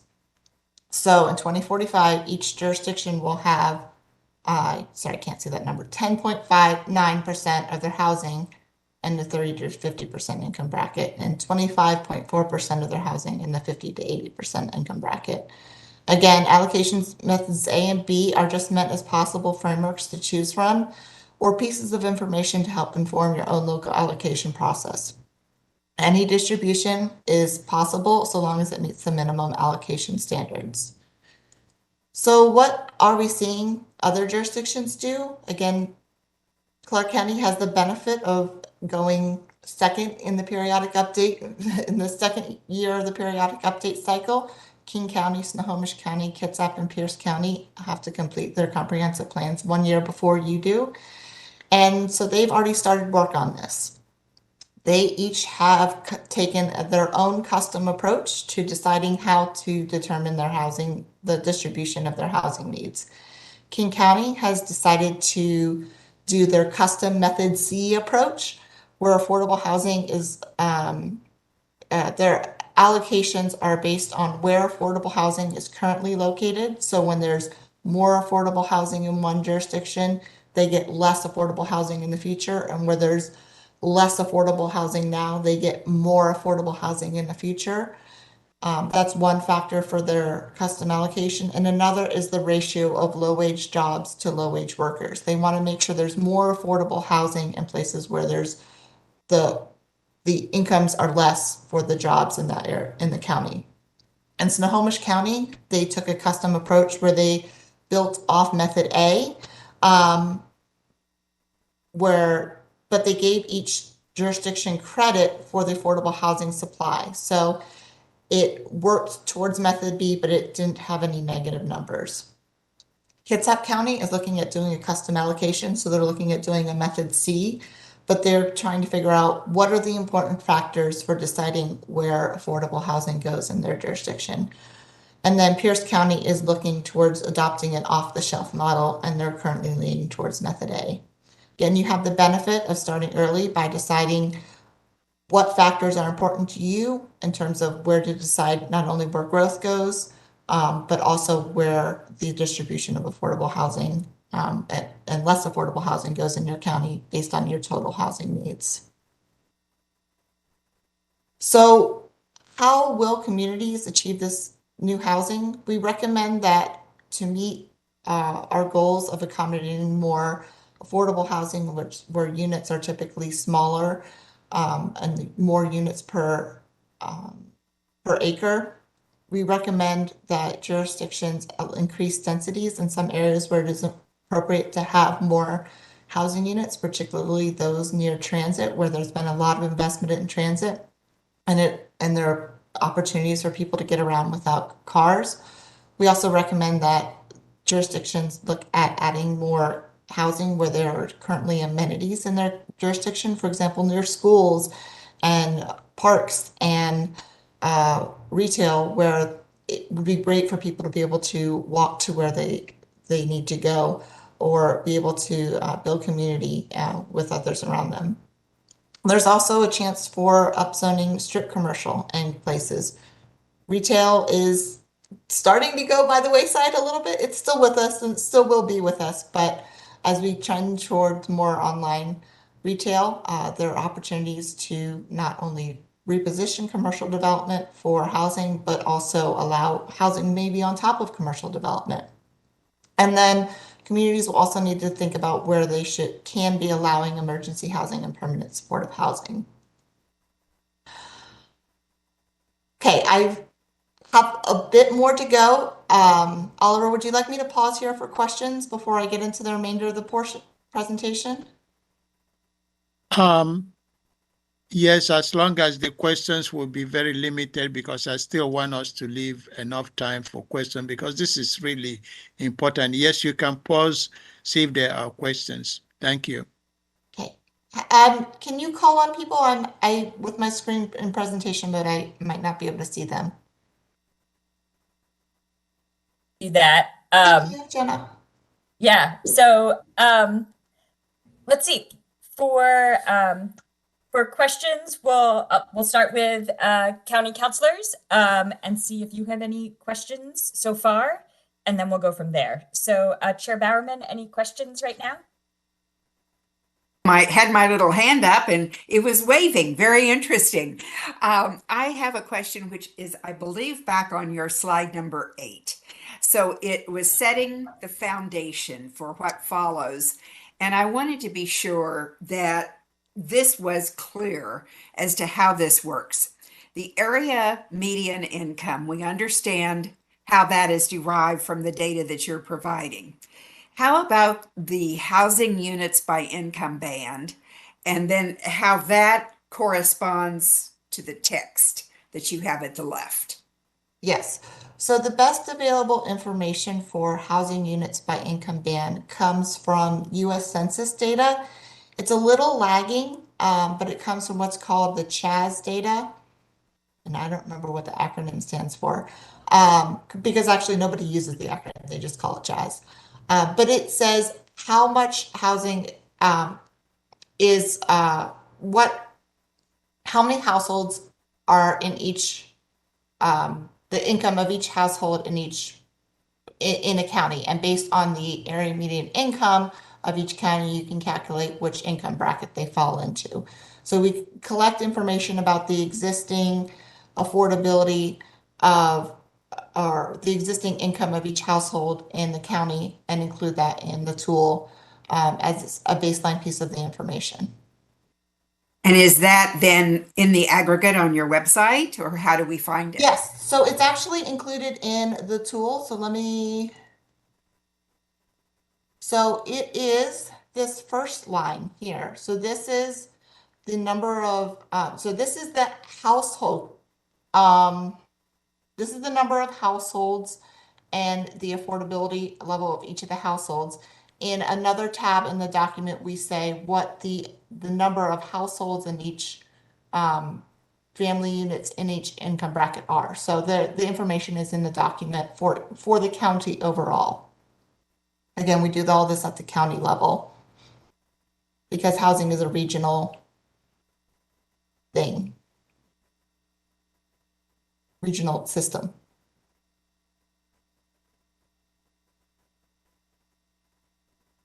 Thank you. Okay, Councillor Young, any questions at this time? An interesting thing to go through here. One of the things that I'm curious about is we talk about affordable housing. You know, we talk about different AMI levels and things like that, but we haven't talked about how that's going to be generated, whether these numbers are anticipated to be naturally occurring affordable housing or whether they are, you know, going to be subsidized programs and things like that. So I'm interested in learning some more about that as we move on and kind of peeling back the layer on that affordability so that we can better understand it and that we can plan for it. Yeah, no, that's a great question, Glenn. Sorry, Mr. Young. To produce housing at affordability levels below 50% of area median income and sometimes below 80% area median income, it's widely recognized that those types of housing, to produce them will require subsidies. And it is recognized in our guidance that there will need to be, to meet these housing needs as projected, there will need to be potentially significant increases in both state and federal funding, and to the extent possible, local funding to meet these housing needs. I think that's partially why there is a big push by the governor and the legislature to fund housing moving forward. And we recognize that the goal of this is to allow the framework for it to be built, and that there are other pieces to the puzzle, including funding, that need to be worked out in order to achieve these goals in the end.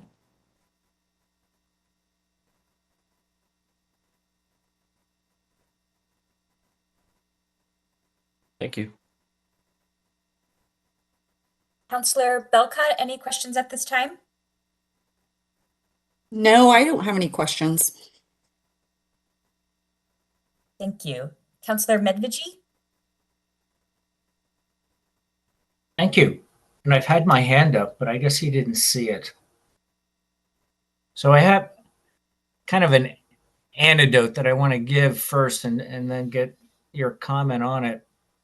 I don't know which slide it was on, but it's somewhat related to what Councillor Young just mentioned.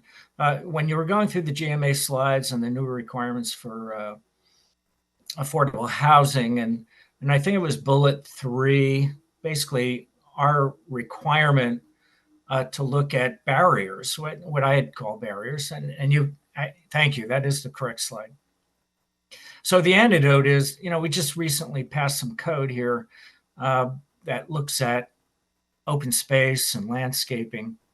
The county council itself has no staff. You know, it all belongs to the executive, you know, those that are on board today.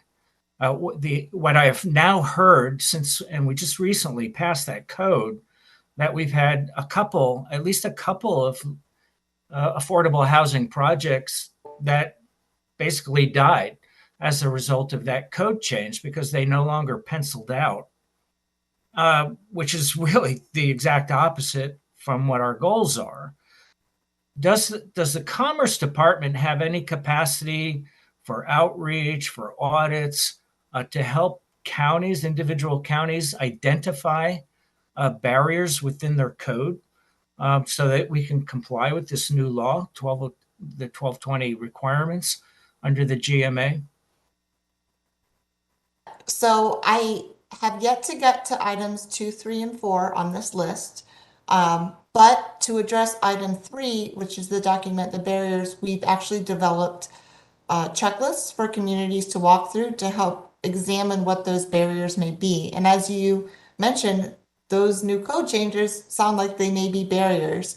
And if there are barriers that may have prevented the housing that is needed, or you are not meeting the projection trends that you need to meet housing needs, and most, if not every community in Washington is going to be in that boat where they probably are not meeting the lower income housing needs, the more affordable housing needs. They will need to identify actions to address them. The statute for the housing element update does not require a timeline for addressing those actions. But on the flip side, if communities don't understand what those barriers are and don't address them, they can be inhibiting the housing that the community needs from being developed. So by developing an action plan, it's the hope and the intent that communities will start to work to remove those barriers in the housing in their communities. And we walk through some examples, and I am also available on staff to help communities go through that process over the next 4 years. Well, super, and thanks for that offer. And thank you very much for your, I know there's a lot more to present here, but thank you for what you're presenting today. We really do appreciate it. You're welcome. Any questions at this time? Yes, I think just a couple of quick ones. First, I'd just like to say what an amazing body of work, and I think this will be very helpful to us as we move forward with our planning. So congratulations on that. And I was wondering about rural centers, if there's going to be an allocation related to affordable housing for rural centers. We do have specific guidance on allocation, and it includes some information about how to address allocating housing in rural areas specifically. In summary, generally, affordable housing is not always the best place for more affordable housing because of the lot sizes that are required make housing unaffordable, the types of housing units that are developed, and the fact that there aren't as many transit or services out there, and you have to own a car in many cases. So what we do recommend is that jurisdictions concentrate more of the affordable housing in areas that have infrastructure. So those include cities, unincorporated counties, and potentially local areas of more intensive rural development or landmarks that have the infrastructure over time.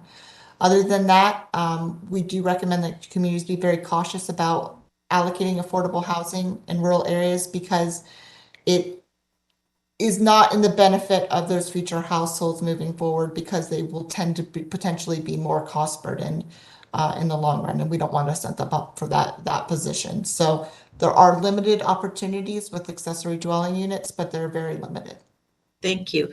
And then in looking at how mapping and one of the things I'm not sure that we have is identifying areas where there's low-wage jobs, a concentration of low-wage jobs to tie that to affordable housing. So is there that data available? That's a good question. I haven't looked at that much, but I'm happy to look into what information is available. Again, King County did do that work, so I can also reach out on your behalf or give you the contact for King County for what data they used. I'm assuming they use some sort of census or employment securities data, which would be readily available for every county in Washington. Right. And then tying in the transportation, because I think sometimes that can take a much longer time to develop those transit corridors. So I think we need to keep that in mind. So yes, definitely. Agreed. Thank you. Thank you. Okay, next, again, just real quick for a few more questions on this first portion. If you are a mayor or city councilor and would like to ask a question on what's been covered so far in this session, please feel free to raise your virtual hand. The location is likely towards the bottom of your screen if you are on a computer.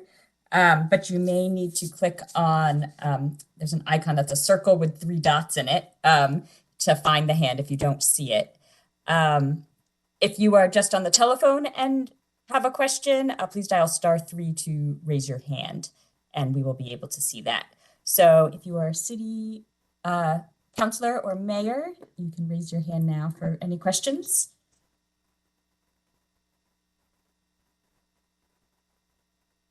Not seeing any at the moment. So next I'll move on to any county or city planning commission members with questions at this time.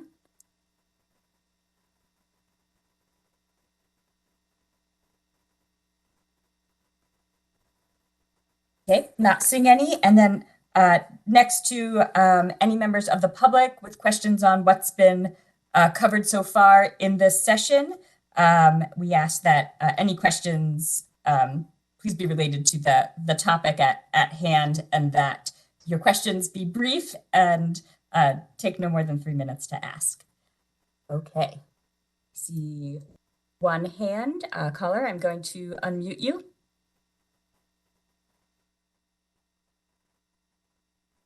Ms. Kimberly Goheen Elbin again.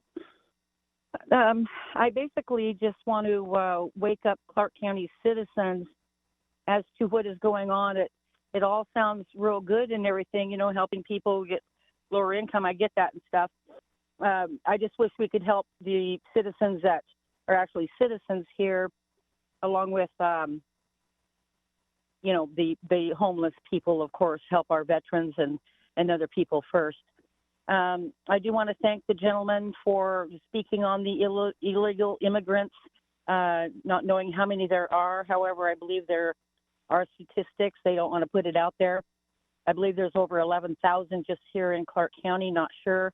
However, they are being housed somewhere, and somebody there knows how many are here, at least an estimate. They're being housed somewhere, so I'd like to know how.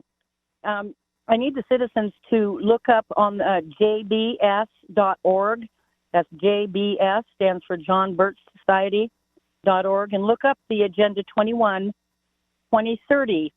It's a United Nations agenda that's been going on for almost 50 years. So when we talk about Ms. Elbon, do you have any clarifying questions on what has been presented this afternoon? Oh, any question? Is this Ms. Otto? It is. And so do you have, yes, do you have any clarifying questions? So does the county actually intend on putting 3,400 units a year in Clark County? I mean, think about that. I want the citizens to think about that. I also want them to think about that. Yesterday, some of your council members were there at the State of the City for Vancouver, and the mayor flat out said, get used to tall buildings. We're not used to it around here. Well, why don't you guys just all move back to where you came from?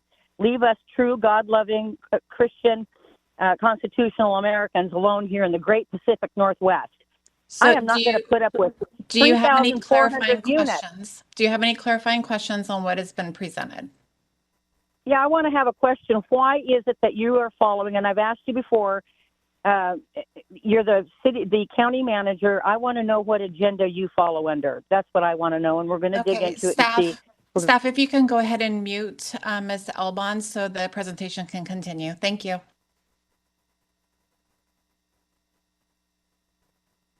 Okay, I do not see any other hands at the moment. So,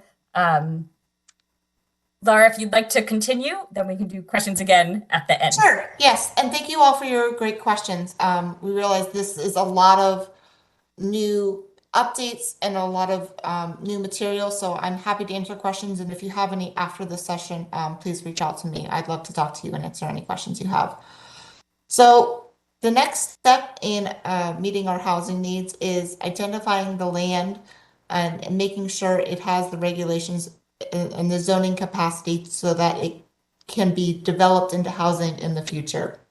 So jurisdictions will also have to determine where there is land capacity to meet the housing needs at the income levels determined in the allocation process that we talked about before.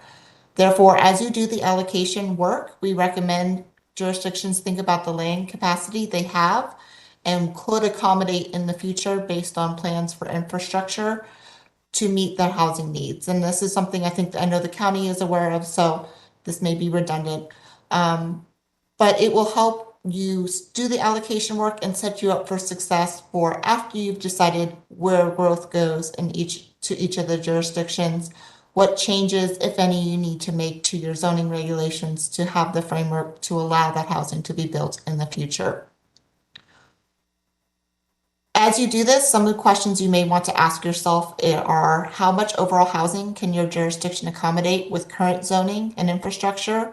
Are there places that need infrastructure to see new housing development? And how affordable is housing in different areas of the city?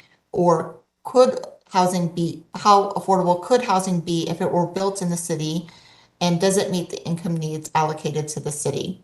Understanding land capacity and constraints on the types of housing and affordability levels that can be achieved in jurisdictions will help inform the allocation and set you up for doing the work in the land capacity section. So once you've decided how much housing will be apportioned to each jurisdiction, we have a process for taking the next steps for determining how much housing will go, what affordability level of housing is appropriate in each jurisdiction. So we have a 6-step process, sorry about that, that goes through how to take the current work that jurisdictions do in their land capacity analysis and determines what affordability level those types of zoning would allow to be built in a jurisdiction.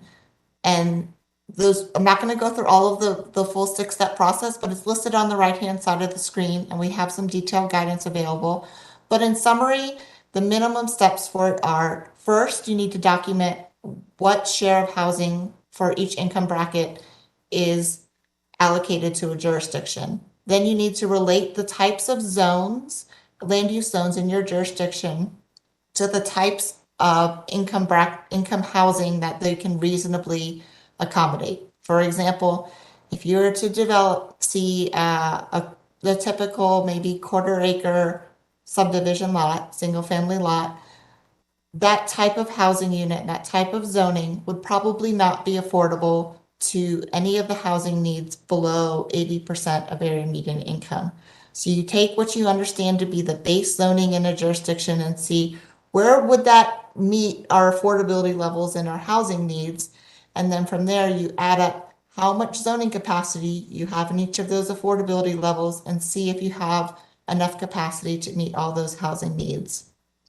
If there's insufficient capacity for any type of housing need, the jurisdiction will need to identify and implement zoning changes to provide enough capacity for that to potentially happen over the periodic period. So we think this will potentially mean that jurisdictions will need to increase densities in areas in their jurisdiction to make sure that they have enough zoning to meet the lower income housing needs. Because as I mentioned before, 10,000 square foot lot is not going to be affordable to most households. So what type of housing in your community is affordable to most households? And then making sure that you have enough of that type of zoning capacity to meet the allocated needs. So more on that in our guidance, but that is a quick preview of what that work will involve. As I mentioned, jurisdictions will probably find that they don't have enough capacity for their lower income housing needs, so they'll need to add more zoning capacity for higher density housing types. In response to one of the questions that we heard earlier, rural areas do not support lower income housing needs very well due to their lot sizes and the restrictions on the types of housing. So we recommend that growth, particularly more of the growth for lower income housing needs, be directed to cities and unincorporated areas, and areas where you may need infrastructure to accommodate either the densities that are on the ground currently or future densities to meet your housing needs. Those are things that will need to be examined and updated in your capital facilities plan. And jurisdictions will need to update the regulations to allow emergency housing and shelters, transitional housing, and permanent supportive housing in their communities. As part of the housing element changes in House Bill 1220, there was another piece of the legislation which required all all cities to allow for emergency housing, shelters, transitional housing, and permanent supportive housing in their communities in various zones. So that will be something to update when you are doing your comprehensive plan update, but also for counties to make sure you have enough land for those housing needs. You also need to make zoning changes for those land uses as well. And we have some guidance on that on our website on that particular topic area. And we also have a specialist who worked in the field of permanent supportive housing and emergency housing who can work with communities if they have specific zoning questions related to that last bullet. Now to the point about making adequate provisions. So previously, Section D, as listed here of the housing element, said jurisdictions need to make adequate provisions for existing and projected housing needs of all economic segments. They didn't say what that meant. Now with the housing element update, they did specify what that meant with the 4 bullet points here. And what that entails is now communities need to take into consideration a few different items, including how accessory dwelling units may meet affordable housing needs and where housing is related to employment, because we want people to be able to live near where they work instead of commuting halfway across the county or all the way across the county. But the main piece of this work is the second bullet here, which is documenting programs and actions needed to achieve the housing availability. So I'll walk through this on the next few slides, since this is the main component of this section of the housing element update. But again, we have more guidance on it on our website. So to document the programs and the actions, the intent of the legislature was to say, what are the items, what are the regulations in your community that are preventing housing from being built that your community needs? So we walk through a 3-step process of communities identifying what are the housing production trends in your community to see, are there barriers to housing? For example, if you need 100 units of housing in the 30 to 50% income bracket over the next 10 years, that means you need, I did 10 years instead of 20 by accident because I'm doing this off the cuff. You need 10 units of 30 to 50% housing each year.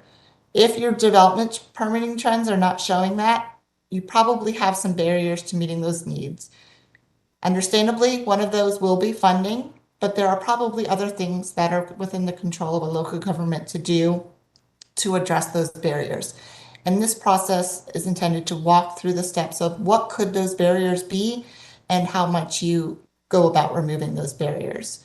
So we have checklists that we've developed to walk communities through going through this process of identifying the barriers and then identifying actions that may help to address and remove the barriers.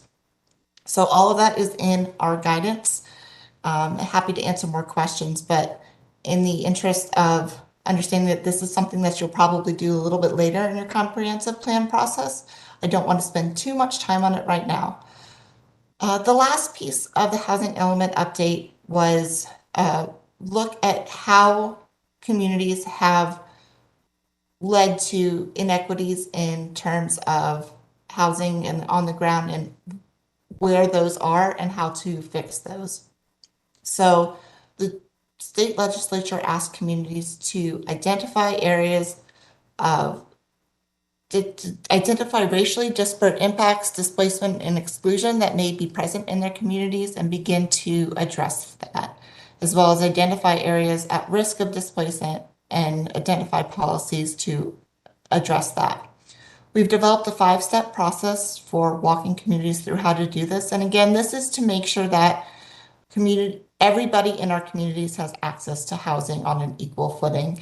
In the past, there have been policies, mainly federal, some local, and some not even in the land use sphere, but in the financing and lending sphere, which have meant that not everybody has equal access to housing. And the goal of this piece is to look at what we can do to make housing possible for everybody in our communities.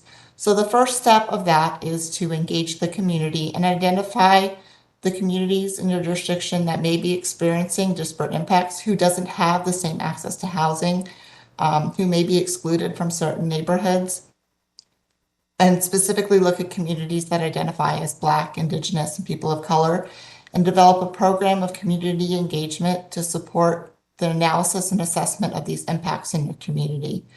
The next step is to gather the data and understand where or if there are racially disparate impacts, displacement, and exclusion in housing in your community. And the Department of Commerce is currently developing data tools that we can provide to each jurisdiction to that helps them pull some of this basic data to understand what these disparate impacts may or may not be in their community to use in this work. So please feel free to reach out to me as you start this work. We'll have that available soon. And with that step, it's examining the data and seeing where there's disparate impacts. And then the step 3 is to look at the policies in your comprehensive plan and see if any of them may have contributed to the impacts that you see in your community. Where I think most communities are going to see impacts is in the exclusion. A lot of communities exclude other members of their community based on the land use framework in their jurisdictions. And this is the opportunity to make sure your policies do not perpetuate or continue that trend. So after evaluating the policies and seeing if there could be revisions to make sure that these impacts do not continue over time, the next step is to revise policies and then update and review regulations to make sure that your zoning code and your other programs are reflective of those updated policies to make sure that everybody has equal access to housing in our communities. We have a whole document on this and a whole webinar on this on our website, so we encourage you to check it out. But we walk you through each of these steps one by one, and we also can be there to support you and help you analyze the data. We do recommend that you start step 1 prior to your comprehensive plan kickoff when you develop your public engagement plan, and then your engagement continues then throughout your comprehensive plan work. So the next steps for jurisdictions are to decide on your population projection, and I know that that's something you're already meeting on in a few weeks, so that's great. Then after you decide on how much you think you will grow, the next step is to decide, use our HAP tool to determine your housing needs and your countywide housing needs by income bracket, and then decide how to allocate those housing needs. We have allocation guidance on that, which will be finalized in a week or two, and a webinar coming up on that if you'd like to learn more. And the following step is to identify and make sure that you have enough land capacity for all of those housing needs. Then document any barriers there are to housing and address and come up with a plan to address them, and then analyze racially disparate impacts. And that analyze racially disparate impacts might be something that you actually do concurrently with some of these other steps. For each of these pieces, we have guidance that will be finalized over the next month, so keep a lookout for that. And of course, I'm also available for questions. So this is the plan for how we are proposing to develop the guidance. Our book 1 will be on establishing housing targets for your community. This book will include how we developed our projected housing needs numbers and our recommendations for allocating the housing need numbers from the county level to the individual jurisdictions. So everything above the individual jurisdiction level, unless you're a county, because you kind of play both parts.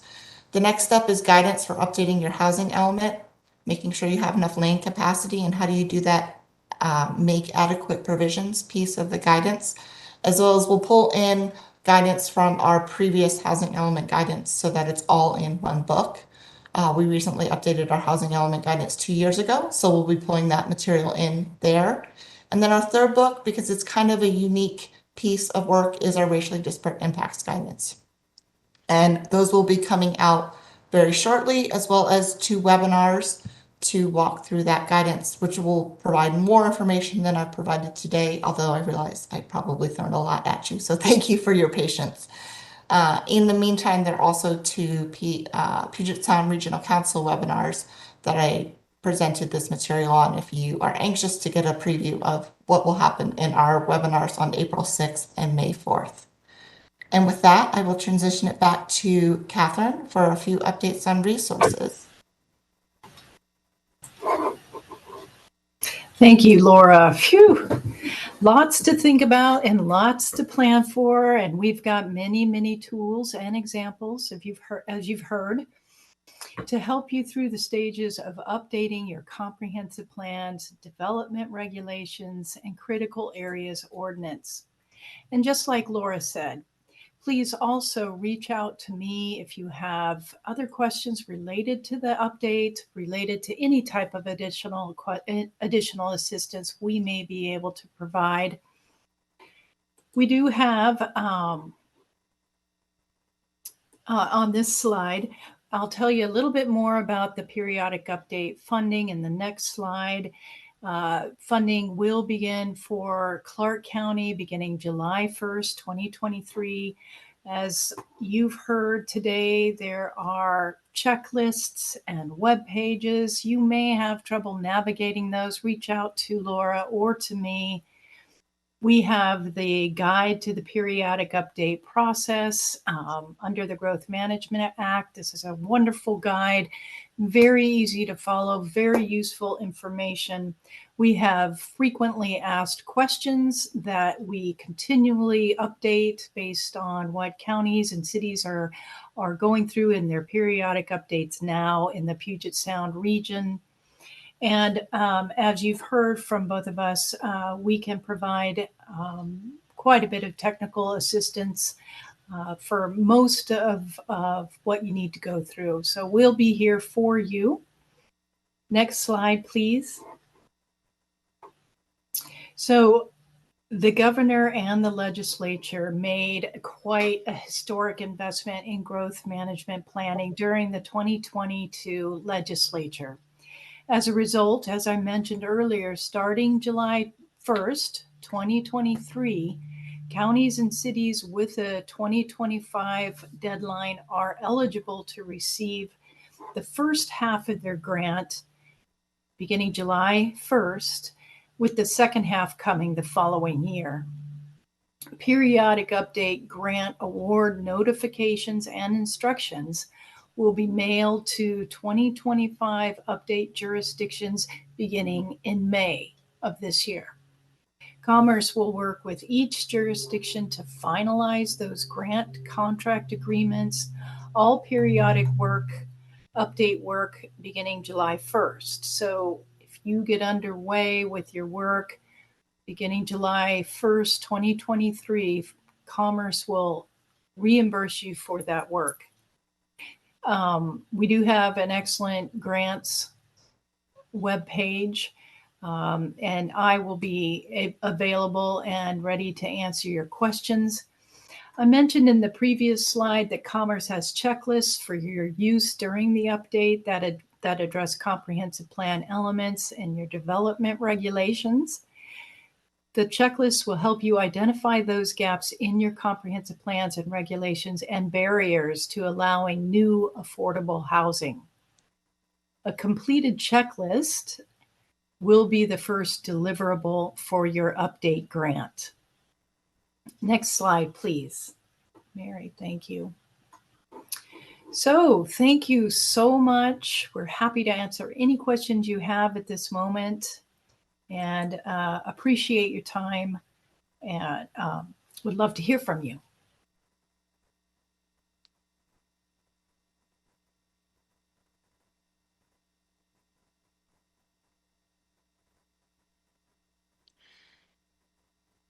So,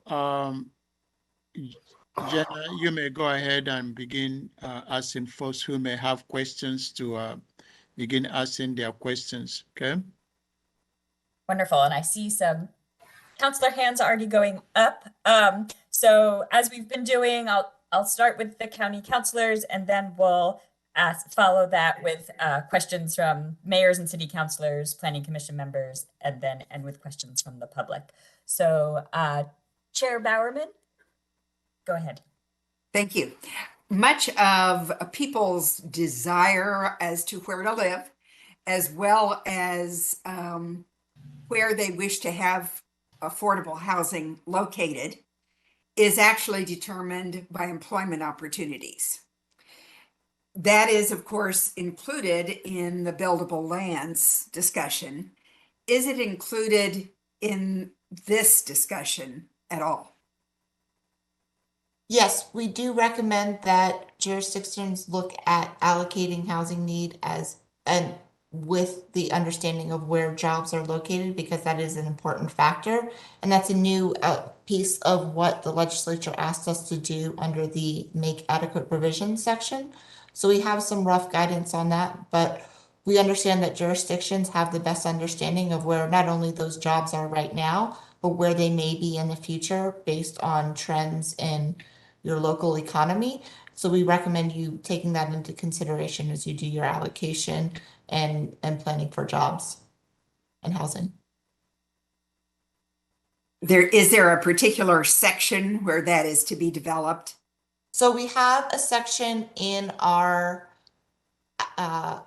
allocation guidance on taking into consideration where jobs are located as you make that decision, and some information about how you might want to use information on job location to factor where you allocate housing.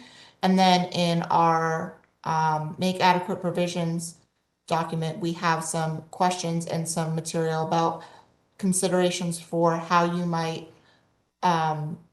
think about updating your regulations and zoning to make sure that you're taking into account housing near jobs.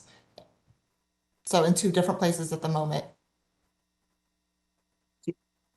Because it is important, yeah. It is. Okay, So, let's see. Go ahead. Is that Councilor Medveji? yeah, thanks. Maybe I prematurely brought my hand down. So first, just a real quick comment, maybe to Oliver. You know, our code, our zoning, our regulations are, I think, really a focus that I'm hopeful your staff will really dig into. And I'm wondering, because we do have a DEEB that can provide really great insights and great capacity into that part of the process. My question on that $700,000 grant possibility split in two, I'm wondering how it, if at all, it's restricted there. And right off the top of my head, I mean, we have a need that's been ignored for corridor planning that impacts our transit system and our zoning and our growth management plan, as well as rail-dependent legislation that passed 4 years ago that, you know, cuts both inside the urban growth boundary and outside the growth boundary that needs a lot of work. And I'm wondering if that $700,000 as related to the growth management planning, because all of this is embedded and related, would be available, or if it's restricted only to affordable housing issues. Councillor, thank you very much for that question. And I know that staff from Commons are here. I think that the 700,000, while it may look significant, will come in two biannual, 350 in 2023, and then 350 in the second biannual.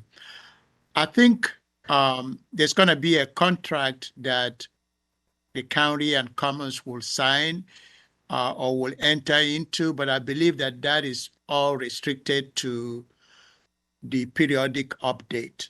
And there may be other grants out there, whether it's competitive or not, that may be available.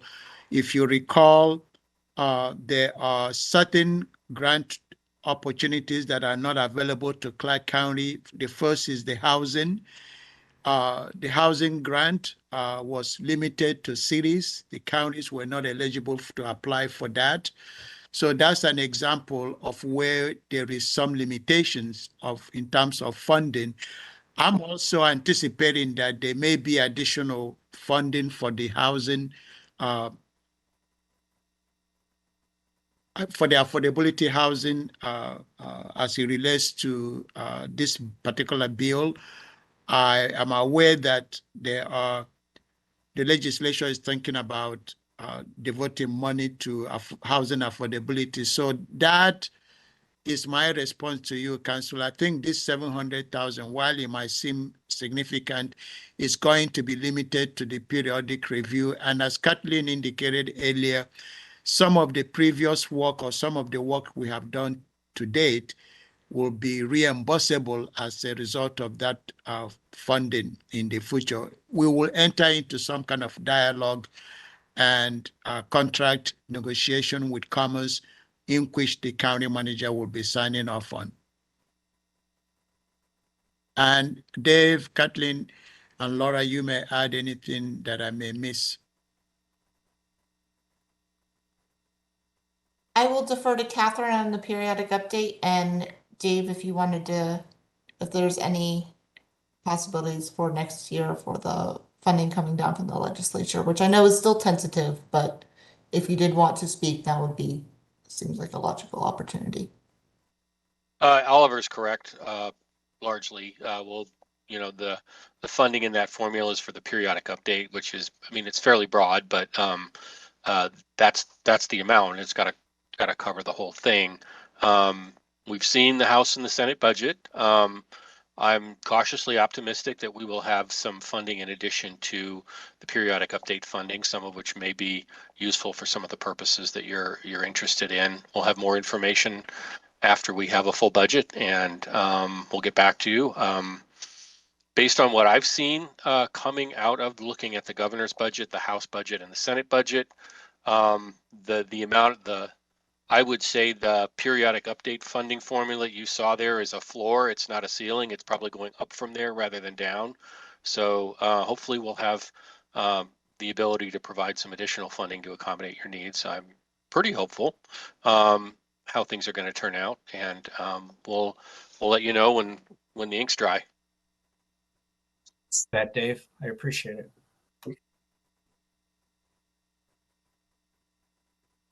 Okay, Councillor Young, I think I saw your hand up. Any questions at this time? Yes, I appreciate the presentation. It's been helpful for kind of scratching the surface on this. And I'll, reserve judgment based on this is so early in the process, and I don't want to ask a whole bunch of in-depth questions to explore that direction yet. But I did have some thoughts about when we're talking about affordable housing and the different levels of affordability. And from the conversation, I'm curious how this is going to unfold, because it sounded like we're going to kind of pick places where we have various income levels. And there's a couple things that are concerning to me about that, and perhaps I'm misunderstanding the process, and we'll learn more later. But one is, we can't necessarily, unless we're talking about subsidized housing, we can't really necessarily determine where we can place those, because the market dictates either it can or it cannot be built, based on the economics of it. And the second part is, and again, I could have misunderstood or whatever, but it sounded like we were looking at concentrating certain income levels in certain areas specifically, and I don't see a good value to that. I think the best approach is to have mixed income everywhere. So I was curious if maybe I was misunderstanding that, and some further information will come down the road, or if you might be able to comment on that real quick. I think you had some great insights there. I think that while it may have come across as we're designated places for certain types of more affordable housing, I think the goal is to allow enough space in our communities for affordable housing to be built in the appropriate places, and that type of housing, while allowing the more affordable types of housing, could be a range of housing types. And by doing so may not concentrate affordable housing, because as you're right, we don't necessarily want to concentrate it. But in the other side of things, as we plan for the location for housing to be built that could be more affordable, we do recommend jurisdictions look at where there might be the market for it over time.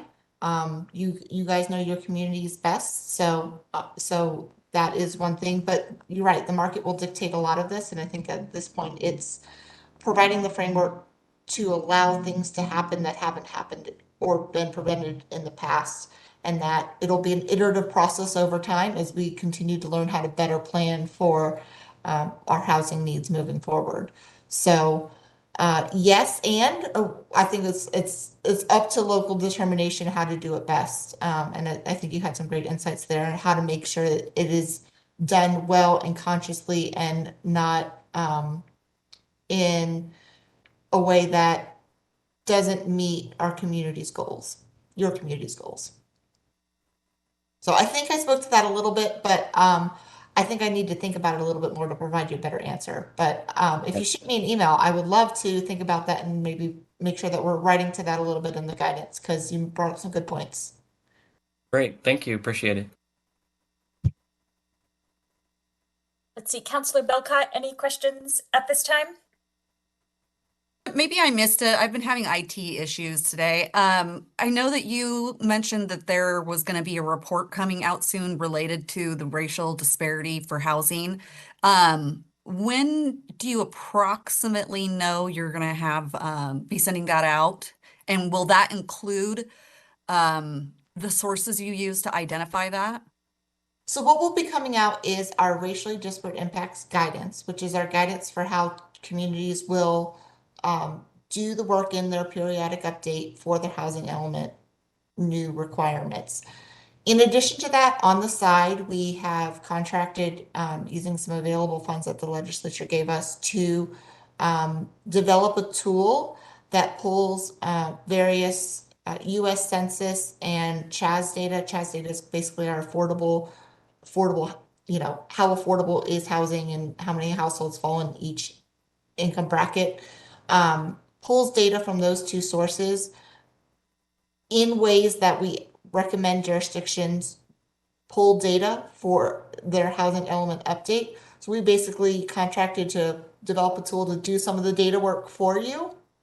And we'll be able to, in a few weeks or a month, be able to export that data for each jurisdiction who requests it. We're currently working through the jurisdictions that are in the middle of their periodic updates right now and who have the timeline to complete their work by 2024 first. And we'll be developing, and after we can get data to them, we'll be able to give that data out to jurisdictions who are in the 2025 update period. So if you reach out to me, we can put you in line to get you that data. It will be an Excel-based spreadsheet with data that will help to show where and if there are racially disparate impacts or exclusion in your communities. And then we're looking at developing a displacement risk map that we have the data. It will take a little bit longer to develop a map for communities to use. So data available soon, and then map coming in a few months. All right, thank you so much for that. And Councillor Marshall, any questions at this time?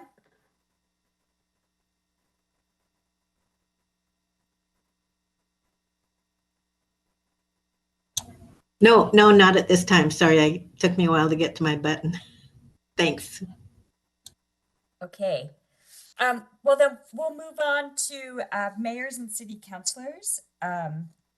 If you would like to ask a question to our presenters, now is the time to raise your virtual hand. And just as a reminder, if you are using a computer or WebEx application on a tablet or smartphone and would like to ask a question, you can click on the icon that looks like a hand. It's usually located towards the bottom of your screen, but you may need to click on the icon that looks like a circle with 3 dots in it in order to find the hand. If you are on the phone with the audio only option, please dial *3 to raise your hand, and we should be able to see your hand once it goes up. So now is the time, if you're a mayor or city councilor, to ask a question if you have one.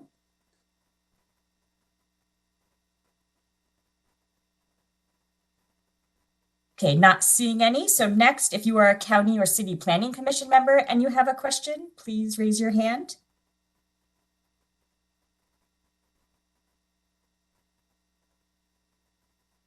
Okay, I am not seeing any. So next, anyone else, members of the public, or if you've thought of another question, please raise your virtual hand if you have questions for our presenters. We request that you keep your questions related to the presentation topic and take no more than 3 minutes to ask your question. Okay, I see Teresa Hardy. I'm going to request to unmute you.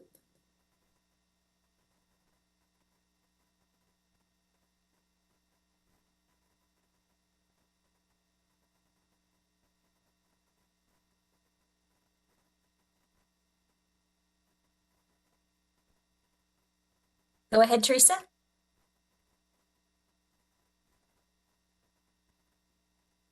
Yes. Yes. This is a question, well, it's a question about code changes and when the county makes code changes. And Councilor Medvigi brought up a possible code change that relates to landscaping and recreation. And if you combine or don't combine those two things under our current code, and those questions are really important, but from the public perspective, I think data and analysis needs to be done when we look at those code changes, especially when the public has requested that. So I think we have to be careful about our code changes and how that affects our multifamily and our high density, especially if related to what Councilor Young said. Are we going to do a mix of high density into other areas? And are we allowing any landscaping or recreation? And does that provide a buffer between maybe existing single family homes? And in reference to the DEEB, that is a board that is made up of representing only development. There is no other representation on that board other than those related to development. And I think that we have to be careful on always allowing the DEEB to write language or say what from their perspective without more of a balance. Thank you.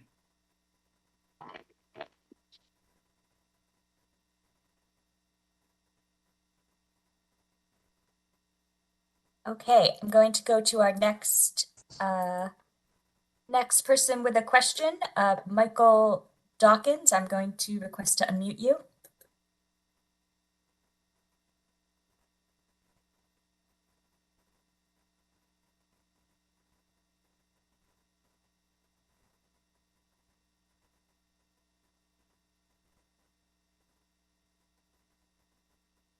Go ahead, Michael. Thank you very much. I appreciate the presentation this afternoon. It's great information. So my question is, with property that's adjoining the urban growth boundary, what's the best way to understand its position and future use so that you can plan for this growth rather than just waiting to see what decisions are made? How to be proactive and who to coordinate with in Clark County. Thank you.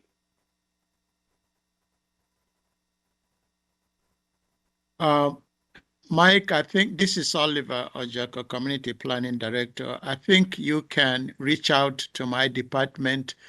Right now, I don't know where the property is in relation to the city, a particular jurisdiction, or their urban growth boundaries. So I have very limited information, but feel free to reach out to me, and you can send me email. It's oliver.ojako@clark.wa.gov, and any of my staff or myself will be able to dialogue and answer your questions specific to your property and where it's located. Right now, there haven't been any decision made by our council or any city that I'm aware of in terms of whether they will be expanding their urban growth boundaries. The council have not chosen any population, and we haven't really looked at, do we have capacity within the existing urban growth boundary to accommodate whatever population the county chooses.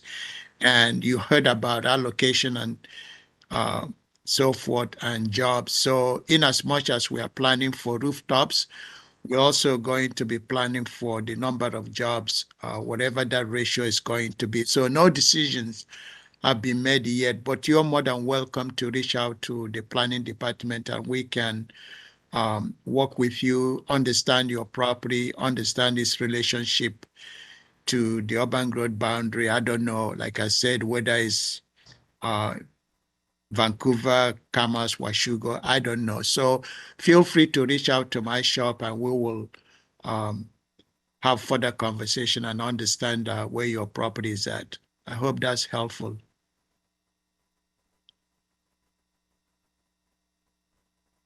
Okay. The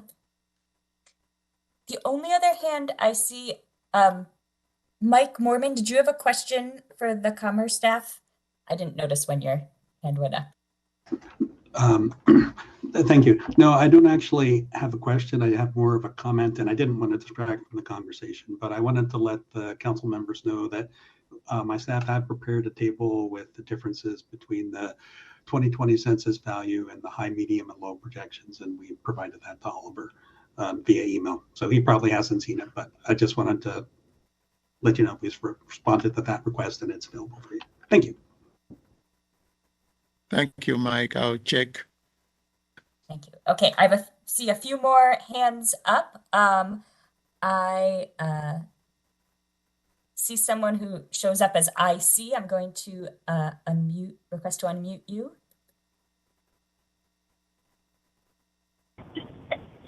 Yes, this is a bit of a follow-up question to what was just asked about the urban growth. I'm more interested in the programmatic aspect. For example, I know there's urban reserve holdings or overlays, and there's urban reserve.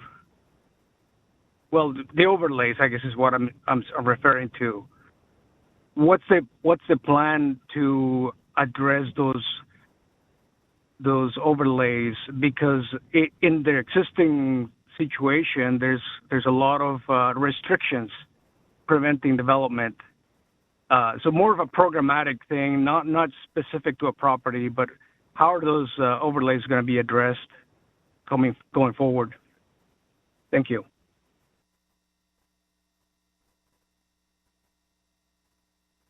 It's going to be part of the conversation. I can tell you that beside the smaller local jurisdiction, Washougal, Commerce, La Center, the town of Yakult, and also Battleground and Richfield, in the Vancouver UGA, there are no urban holdings. To speak of, the last area that had urban holding because of the fact that we are facing development is in the 179 corridor, and that urban holding was lifted a couple of years ago. So those areas can now develop at urban density, but the only areas we have urban holding, for example, as I mentioned, are the smaller jurisdiction within the county. In terms of urban reserve, as you know, or probably aware, urban reserve are areas where in the previous planning process, we identified as the likely candidate that will have to come in or be considered for inclusion into the urban growth boundary, given the characteristics of those areas that they appear to be a likely candidate that will develop into urban densities, if you will. So as we begin this process, I will suspect that we will take a hard look at whether those urban reserve areas still merit consideration or not, or whether some other areas may be more appropriate. I cannot speak to that because we don't have the information at this point to make any decision one way or the other. We will be working with our local jurisdictions, and I will encourage you, depending on where you live, the cities are going to go through the same process that the county is going through. They will be the one, in essence, developing their own local plans and deciding whether to they will be making decision on what direction that they would like to go relative to whether they're going to expand their boundary or not. And they will be submitting their plans to the county, which we will then be reviewing along with their capital facilities plan and making a recommendation to our council to adopt or make some changes to. So that's how this is going to work. So I will encourage you to stay engaged. You can always sign up, and I'm going to mention that during my final remark. You can always sign up on our webpage. I do encourage folks to sign up to be getting more information as we proceed. This is going to be almost 2.5-year process. This is going to be this periodic review, as common staff indicated, is review and update if it's necessary. So, but we have on or before June 30th to complete this process. So it's quite a long time to go, unless, and I use the word unless, the legislature make 2025 adopt later. So other than that, stay tuned and sign up and reach out to my staff or myself. We will answer any questions that you may have. No decisions have been made yet. As we go through this process, there will be dialogue and opportunity for the public to see what is it that we are doing. We're going to be as transparent as we can be and engage the community at large to help us frame what and in what direction the county will go in the next 20 years. This is a good conversation and information, starting with the population, and now I'm talking about how that relates to the housing requirement, because it fits into that. So we will be available to dialogue with you going forward. Okay, so if we do still have at least one more hand up, but we are running out of time for this session. So our request is that you have questions for our presenters today and have not had a chance to ask them yet. We will share contact information on the screen in a moment. And if you can send us an email with that question, we can pass it along to the presenters and then provide follow-up responses on the project webpage as follow-up materials to this meeting. So please, if you have a question now or you think of one a little bit later, please feel free to send us an email that we'll share in a moment, and we will pass it along. So back to you, Oliver, to wrap up. Okay, thank you, Jenna. And before we depart, I want to sincerely thank you all for joining us today. We hope the information serves as a useful backdrop to some of the comprehensive planning work that will be taking place over the next couple of years. As I indicated, it's going to be at least two years plus.